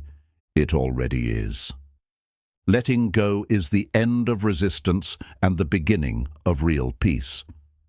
There is a quiet struggle that lives inside nearly every human being, a subtle war not fought with weapons, but with thoughts, not fought on battlefields, but in the soft spaces between breaths. A war of resistance. The mind, like a river fighting its own flow, resists what is. It resists discomfort, uncertainty, endings, vulnerability, and even silence. And this resistance, often unnoticed, becomes the root of suffering. We spend our days wrestling with life, trying to change what has already happened, trying to force what has not yet arrived. We resist the weather, we resist traffic, we resist pain, we resist rest, we resist not having answers. But most of all, we resist the truth, especially the truths that require us to let go. But here is the paradox. The more we resist life, the heavier it becomes, and the more we let go, the lighter we feel. Letting go is the end of resistance, not because everything suddenly becomes perfect, but because we stop expecting perfection. Because we stop demanding that life obey our preferences, because we stop fighting what is already here and start learning how to meet it with open hands and an open heart. There is a sacred intelligence in letting go. It is not surrender in defeat, but surrender in wisdom. The wisdom of knowing that life is not meant to be gripped like a rope in a storm. It is meant to be danced with like a partner, fluid, attentive, listening, present.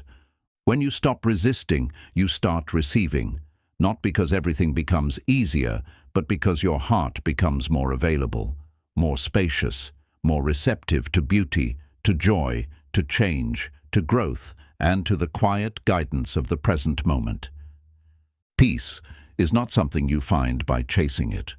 Peace is what remains when you stop resisting. When you let go, you stop fueling the war inside. You stop adding fuel to the fire of control. You stop feeding the illusion that your suffering is necessary for your survival. You stop protecting your pain like it is sacred. So many people hold on to pain, not because they enjoy it, but because it's familiar, because it gives them an identity, because they fear who they would be without it. But pain is not your identity. It is an experience, a temporary teacher, a call for compassion. When you stop resisting pain, you begin to hear what it's been trying to tell you all along, not in screams, but in whispers. Letting go allows that whisper to rise to the surface.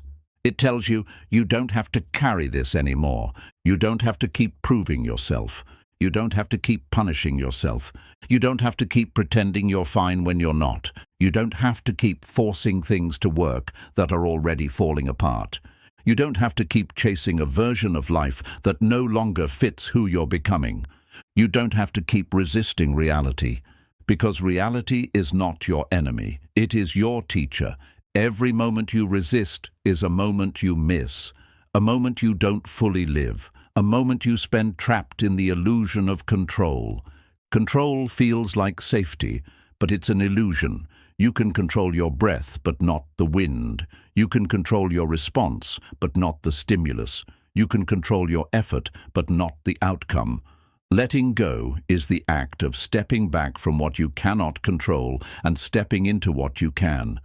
Your attention, your presence, your response, your breath, your awareness. This shift is where peace begins. And peace is not loud. It is not found in applause, in achievement, or in answers. Peace is found in the space between thoughts, in the breath between moments, in the silence between expectations. It is found in letting go of needing to know what happens next. Buddhist teachings speak often of dukkha, the dissatisfaction that arises from clinging, from craving, from wanting life to be different than it is. And this dukkha doesn't just live in grand tragedies, it lives in the tiniest moments, in your irritation at a delayed message, in your tension when plans change, in your frustration with your own mistakes. But the moment you notice it, the moment you say, "I don't need to fight this," you reclaim peace. Peace is not the absence of conflict in the world. It is the absence of conflict within. It is the deep exhale after a lifetime of holding your breath. It is the feeling that you no longer need to grip life so tightly. It is the freedom to rest in this moment without needing to change it. It is the grace of softening where you once hardened. It is the permission to feel joy without guilt. It is the courage to grieve without shame. It is the strength to be still without feeling unproductive. Letting go is not about giving up. It's about giving space. Space for life to move. Space for your soul to breathe. Space for your heart to speak. Space for truth to emerge without being drowned by your plans. When you let go of resistance, you begin to see things clearly. You begin to notice the small beauty you once overlooked. The way sunlight plays on leaves, the way your tea steams in the morning, the way someone's laugh can change the room. You begin to feel time expand, not rush. You begin to trust that life is not always meant to be solved, it is meant to be lived. Letting go is how you shift from judgment to acceptance, from impatience to presence, from force to flow, from fear to faith. And this does not happen in one moment. It is not a light switch, it is a practice, a devotion, a daily choice to return again and again to what is real. You will still get pulled into fear, into tension, into the tight grip of needing things to be a certain way. But each time you notice, you have the power to release, to soften your shoulders, to unclench your jaw, to return to your breath, to let the moment be enough. This is not weakness. This is wisdom. Letting go does not mean you stop caring. It means you stop controlling. It means you trust that life has its own intelligence. It means you trust that you are guided even when the path is unclear. It means you trust that your peace matters more than your pride. It means you trust that your softness is not a liability. It is your greatest strength. Letting go does not mean you become passive. It means you become present. And presence is the birthplace of all real power. From presence comes clarity. From presence comes compassion. From presence comes true confidence, not the kind that shouts, but the kind that knows. When you let go, you return to this moment. And in this moment, you are whole. Not because everything is perfect, but because you no longer need it to be. Letting go is not the end. It is the beginning of peace that doesn't depend on circumstances, the beginning of joy that doesn't require permission, the beginning of love that doesn't need validation, the beginning of life, not the imagined one, but the real one, the one that has been waiting for you to stop resisting and start receiving. You are not here to control the river. You are here to learn how to float. And that, dear soul, begins when you finally let go. Letting go is the final door to inner freedom. There is a door at the end of every spiritual journey, a quiet, weathered door that doesn't swing open with force or slam shut in fear. It stands in stillness, waiting, not for the perfect moment, but for a willing soul, a soul that is tired, not just tired of the world, but tired of carrying the world, tired of holding on to everything so tightly, the hopes, the heartbreaks, the expectations, the regrets, the memories, the pride, the fear, the need to be seen, the desire to be right, the refusal to surrender. And this door, this final threshold, does not require keys made of effort or plans forged in control. It opens only to one act: letting go. Letting go is the final door to inner freedom. It is not the beginning of the journey. It is the final breath you exhale when you've run out of reasons to fight. It's what happens after you've tried everything else, after you've wrestled with the past, pushed against the present, and exhausted yourself in the chase for something that was never yours to control. It is not the loudest act, but it is the most liberating. It is the quietest revolution, a return to what has always been free within you. But what is freedom? Most think freedom is external. Freedom of speech, freedom of movement, freedom to act, to choose, to roam. But real freedom is internal. It is not granted by governments or won through rebellion. It is remembered when the mind quiets and the heart opens. True freedom is not the ability to do anything. It is the ability to need nothing, to no longer be owned by what you crave, to no longer be trapped by what you fear, to no longer be ruled by the story that says, I will only be at peace when I succeed, when I am understood, when I have enough, when they apologize, when things go back to how they were, when I find someone who completes me. But these whens are chains disguised as dreams. They keep your peace in the future and your soul in a cage. Letting go is the act of unlocking that cage, not by force, but by realization, by seeing clearly that nothing outside you can give you what you're looking for inside. Buddhism speaks of the 8 winds: gain and loss, praise and blame, success and failure, pleasure and pain. These are the winds that toss the ego from one side of life to the other, that stir the seas of desire, that keep the heart unstable. Most people spend their lives trying to catch the right wind, chasing gain, clinging to praise, fearing blame, avoiding loss. But peace is not found in catching the wind. Peace is found in becoming still, in anchoring your soul in the one place winds cannot reach, within. And you can only reach that place by letting go. Letting go of your attachment to outcomes, letting go of your addiction to certainty, letting go of your need for others to see you a certain way, letting go of your resentment, your guilt, your secret wish that the past could be rewritten, letting go of trying to fix what doesn't want to be healed by you, letting go of thinking that your worth is something to be earned, letting go of your resistance to impermanence. Because everything is impermanent. Every emotion, every thought, every relationship, every body, every phase of life, every storm, every victory. The tree that grows today will fall tomorrow. The smile you wear this morning may fade by evening. The people who walk beside you now may part ways in the next season. And if your peace depends on what must change, then you will suffer endlessly. But if you can release your grip, if you can soften into the changing river instead of trying to dam it, then you begin to float. And floating is not weakness. Floating is intelligence. Floating is trust. Floating is freedom. To let go is not to discard, it is to bless. To give thanks for what was and release it without bitterness. To acknowledge that nothing belongs to you and therefore nothing can truly be lost.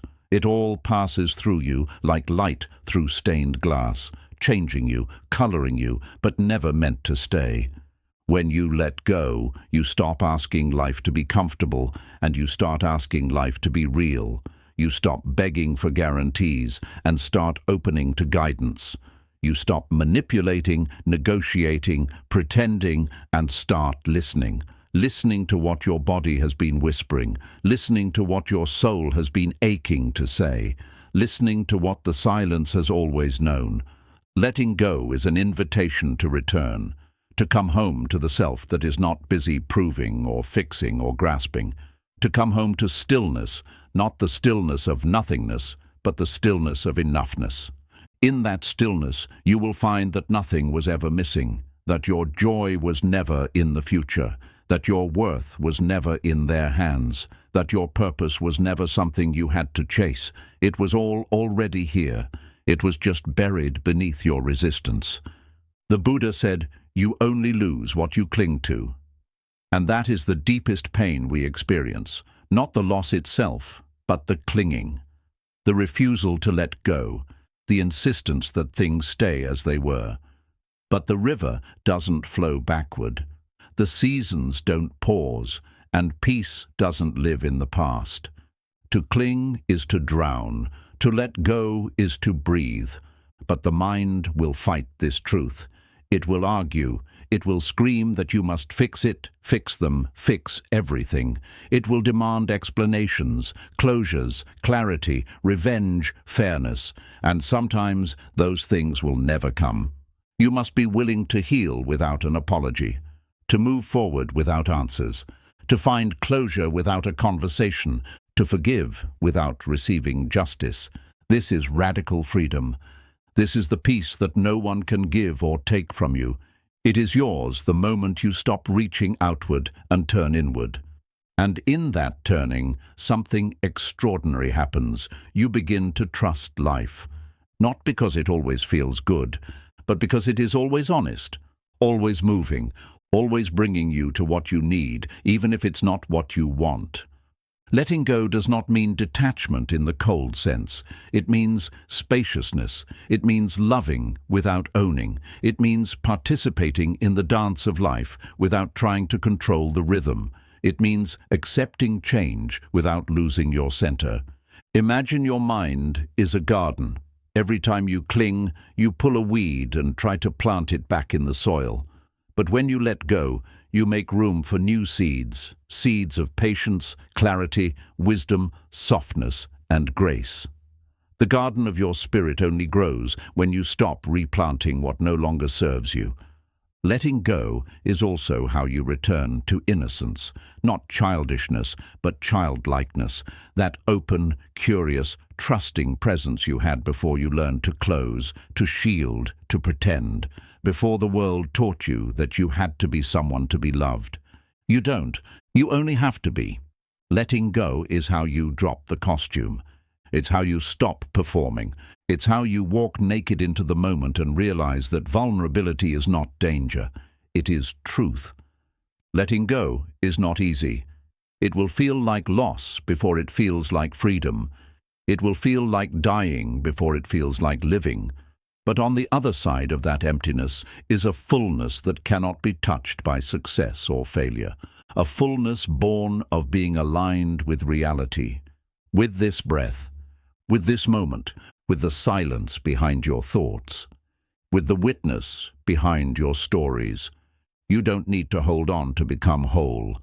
You only need to release what was never yours to begin with.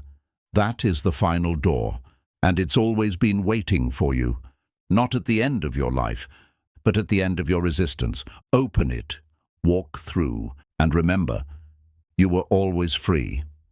Letting go is the path to becoming light again. At some point in life, without realizing it, we begin to carry too much. Not in our hands, not on our backs, but deep in the invisible layers of our being.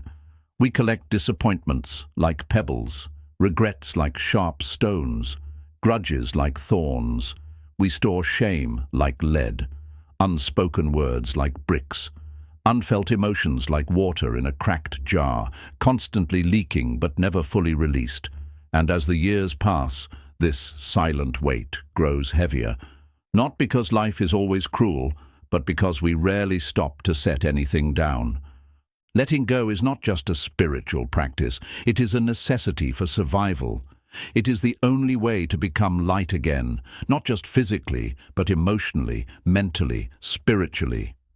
You were never meant to carry this much. You were born soft and spacious, a being of breath and wonder, but the world teaches you otherwise. It tells you to hold on, to hold in, to hold back. It tells you to toughen up, to build walls, to swallow pain, to act strong even when you're breaking. And so, layer by layer, the lightness within begins to dim. But deep down, beneath all the layers, the original you still breathes. That version of you who laughed without fear, who danced without shame, who spoke honestly, who loved without armor, who cried without guilt, who trusted life. That version is not gone. It's simply buried under everything you forgot to release. And it can be remembered, not through striving, but through surrender. Letting go is how we return. To become light again is not to escape the world. It is to move through it with openness. It is to stop dragging the past into the present. It is to stop rehearsing every wound like a sacred ritual. It is to loosen the grip on what was and open the palms to what is. But the mind resists. The ego resists. Because letting go feels like death, and in a way it is. The death of control. The death of who you thought you needed to be, the death of the fantasy that you could force life to fit your preferences. But every spiritual path involves death, not of the body, but of the illusions that separate you from truth. When you let go, something inside you dies, but something greater is born. The death of your anger gives birth to peace. The death of your pride gives birth to humility. The death of your need to be right gives birth to understanding. The death of your plans gives birth to presence. The death of your resistance gives birth to love. To become light again is to stop adding, stop fixing, stop controlling, stop performing. It is to begin subtracting, peeling back the layers until only your essential self remains. Not the self you present to the world, but the self that watches quietly. That does not demand or defend. That does not cling or compare. That simply is. Letting go is not one moment. It is 1,000 tiny moments. The moment you choose not to react with bitterness. The moment you forgive, even when they haven't asked. The moment you allow the silence to be enough. The moment you admit you don't know. The moment you stop chasing what always runs. The moment you stop explaining your worth. The moment you allow grief to move through you without resisting. Each of these moments is a falling away. Each is a return. Each makes you lighter. But how do we let go of what feels attached to the bone? Of identities we've worn for decades, of dreams we nurtured with our very soul, of pain that feels like home, of stories we told ourselves again and again until they became truths? We begin by becoming aware of what we carry, by sitting still and feeling the weight, not fleeing from it, by asking, what am I holding on to that no longer serves me? And listening not for an answer from the mind, but for a shift in the body. Tightness reveals attachment. Numbness reveals suppression. Restlessness reveals resistance. And in that awareness, you breathe. Breath is the gateway. It is the ancient, sacred rhythm that has been with you since the beginning. It does not cling, it does not demand, it does not fear. It simply enters, nourishes, and leaves. Inhale, exhale, receive, release. To breathe consciously is to remember what letting go feels like, and the more you practice breathing fully, the more you awaken the part of you that remembers how to be light. Buddhist teachings speak of non-attachment, not as cold detachment, but as intimacy without ownership, presence without clinging. You can love fully and still let go. You can give your heart and still keep your peace. You can feel deeply and still remain free. Letting go does not mean you stop caring. It means you care without losing yourself. When a flower blooms, it doesn't demand that the sun stay forever. It simply opens, and when the sun sets, it closes. There is no panic, no story, just trust in the rhythm of life. You too are meant to live in rhythm, not in grasping, but in flow. To become light again is to trust the seasons of your life, to allow what needs to leave, to trust that nothing real is ever truly lost, only transformed, that the people, situations, and identities that fall away are not punishment but preparation. Preparation for who you're becoming, for what you're ready to hold without needing to hold tightly, for the kind of freedom that is not conditional on approval, achievement, or understanding. There is a difference between healing and hoarding. Healing lets the pain rise, move, and leave. Hoarding builds shrines around it. You cannot be light if you are still bowing to pain you've outgrown. Letting go also means unlearning. Unlearning the belief that your value is in your usefulness. Unlearning the habit of self-neglect disguised as strength. Unlearning the fear that if you release the past, you'll lose your identity. Unlearning the idea that you must always be doing to be worthy. You were born enough. You will always be enough. The path to lightness is a path of honesty. Radical, gentle honesty. Admitting where you are holding on. Admitting what you're afraid to feel. Admitting what you're afraid to lose. Admitting that sometimes the story you're clinging to is hurting you more than the truth would. Letting go is not erasure. It is integration. You don't throw away the past. You hold it in your heart with softness and say, "Thank you for the lesson. I release the weight." And when you release the weight, you rise. Not in ego, but in essence. You rise not above others, but into yourself. You rise into your natural state, a state of openness, clarity, compassion, and flow. The state where your joy is not dependent on anything external, where your peace is not fragile, where your presence is your power. This is how we become light again, not by fleeing from life, but by meeting it fully and letting it pass through us. When you let go, the world does not change, but how you move through it does. You stop reacting and start responding. You stop fearing change and begin trusting impermanence. You stop seeing endings as failure and begin seeing them as sacred thresholds. You stop trying to fix what's not yours and begin healing what is. You stop shrinking yourself to be loved and begin expanding yourself to love. And in this space, this vast, luminous space where nothing is clung to and everything is allowed to be as it is, you begin to feel something return. Lightness, not giddy joy or shallow ease, but the lightness of being unburdened, of no longer hiding, of no longer resisting, of no longer seeking permission to exist. You walk through life like a breeze moves through trees, touching everything, holding nothing.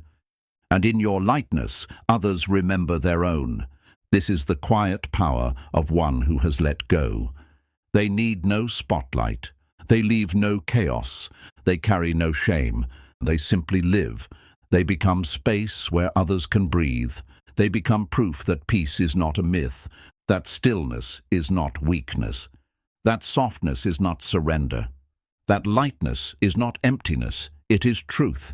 You don't need to earn this state. You only need to release what covers it. Peel it away, layer by layer, belief by belief, fear by fear. And when you finally stand there, stripped of everything false, you will not feel lost. You will feel light. And in that lightness, you will remember. You were never broken. Letting go is remembering who you truly are.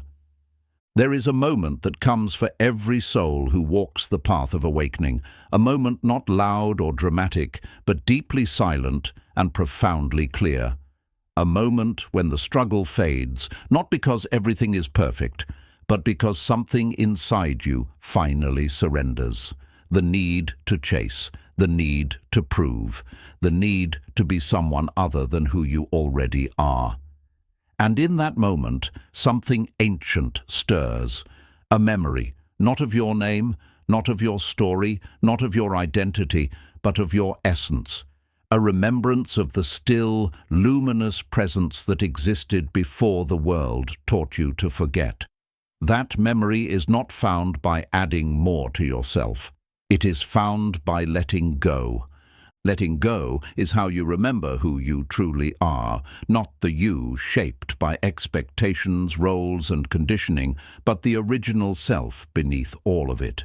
The one who existed before the pain, before the pressure, before the performance. The one who has never been broken, never been lost, never been separate from truth. From the time we are children, the world begins to place layers upon us. We are told who we should be, how we should feel, what we should want. We are taught that love must be earned, that success means value, that vulnerability is weakness, that perfection is the goal. And so we build a mask. We play roles. We shrink or stretch ourselves to fit into boxes we never chose. We begin to carry ideas about ourselves that are not true, but feel real. I am not enough. I must always achieve. I must always please. I must never fail. I must never be alone. I must not feel too much. I must not speak too loudly. I must be what they need. These beliefs become our identity. They become the lenses through which we see life, ourselves, and others. And eventually, we forget they are just stories. We think they are truth. We think they are us. But deep within, there is a quiet, patient part of you that has never bought into the story, a part that watches without judgment, a part that doesn't chase approval, doesn't seek control, doesn't cling to outcomes. This part is not something to become. It is something to return to, and the path of return is not about striving. It is about releasing. Letting go is how you unlearn the false. It is how you peel away the layers of fear and conditioning that have buried your original light. It is how you make space for clarity to arise, not the clarity that comes from thinking harder, but the clarity that comes from remembering what was always there. To remember yourself, you must first become empty of what you are not. You are not your wounds. You are not your past. You are not your possessions. You are not your status. You are not your reputation. You are not your mistakes. You are not your fears. You are not the voice in your head that criticizes you or demands more. You are not the roles you play, child, parent, partner, leader, follower. You are the awareness behind it all, the open space in which all experience arises and passes, the stillness that remains even when everything else is changing. The Buddha said, "Just as a snake sheds its skin, we must shed our past over and over again." This shedding is not rejection, it is liberation. It is a return to the unburdened self. But this return is not always comfortable. In fact, it is often terrifying, because we've become attached to the identities we built, even if they cause us pain. We fear letting go because we fear who we might be without our masks. We fear the unknown more than we fear our own suffering. But this fear is the threshold, and every spiritual transformation passes through it. To let go is to step into the unknown willingly, to trust that what falls away is not your loss. It is your unveiling, to trust that the ground will appear beneath your feet, even when you can't see it. Letting go is an act of radical courage, because it asks you to release not just what hurt you, but what defined you.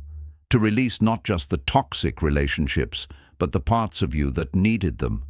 To release not just the old dreams, but the version of you who dreamed them. To release not just your regrets, but the belief that you must be punished to be purified. And what remains when you release all that?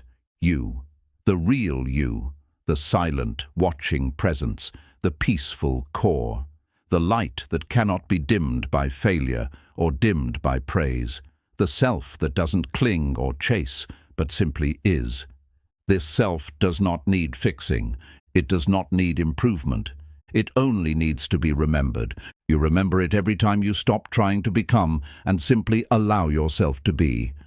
Every time you sit in silence and breathe without reaching. Every time you witness your thoughts without attaching to them. Every time you allow an emotion to rise and pass without naming it good or bad. Every time you release a grudge, not because they deserve forgiveness, but because you deserve peace. Every time you choose presence over perfection. Every time you listen more than you speak. Every time you surrender control and trust life's unfolding. In these moments, you return to yourself, and as you return, the weight falls away. The confusion fades. The need to explain yourself disappears. Because when you are anchored in your true nature, you no longer seek validation. You no longer fear judgment. You no longer need the world to understand. You simply shine, not to be seen, but because it is your nature. The lotus does not bloom to impress the world. It blooms because it must, because its nature is to open, and even though it grows from mud, it remains unstained by it. So too with you. You have walked through darkness, but you are not defined by it.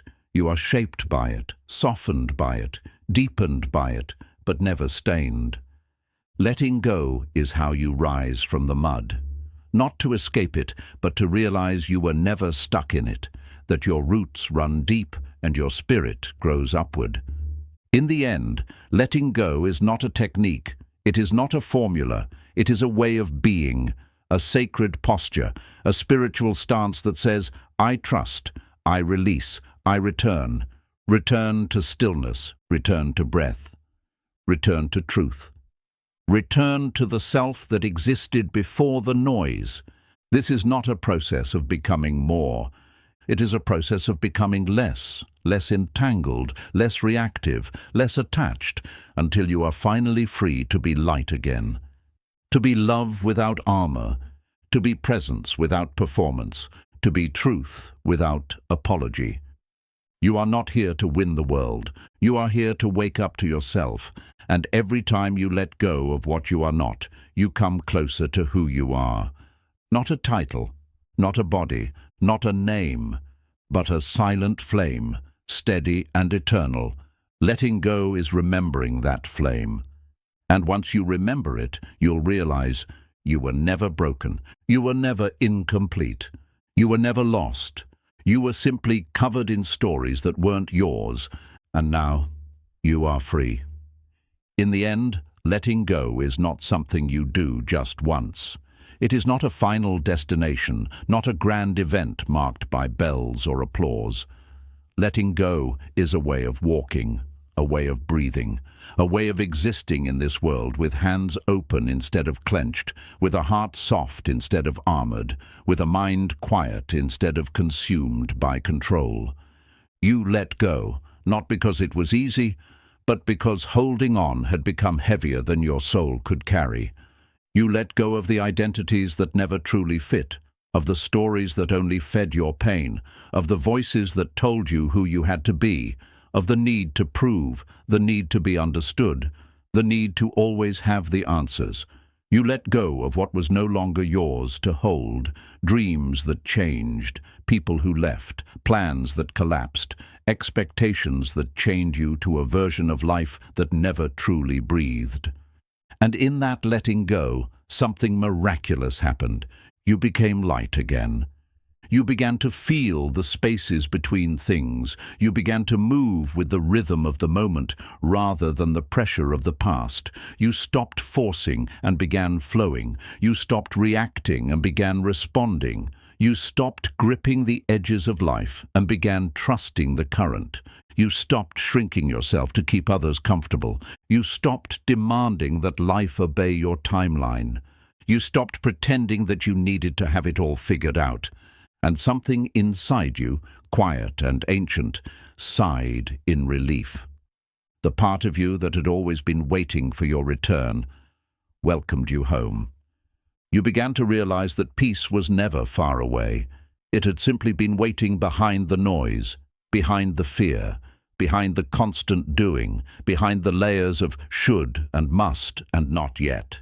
You let go, and in that release you became space. You became presence. You became the sky, vast, open, and untouched by the passing clouds. Now you understand. Letting go does not mean losing. It means remembering that nothing truly yours will ever need to be forced. That peace is not in holding tighter. It's in surrendering deeper. That love, real love, begins when control ends. That clarity arrives not by thinking harder, but by releasing what clouds the view. You have not become less by letting go. You have become free. And the world, sensing your freedom, begins to respond in kind. Because when you are no longer desperate, you become magnetic. When you no longer beg, you begin to attract. When you no longer chase, you begin to receive. You do not cling anymore. You do not fight against the flow. You walk with it. You are not heavy anymore. You are the wind. You are the silence after the storm. You are the mountain that does not need to speak to be understood. And as you stand in that stillness, you realize, letting go was never about giving up. It was about rising. And now you rise.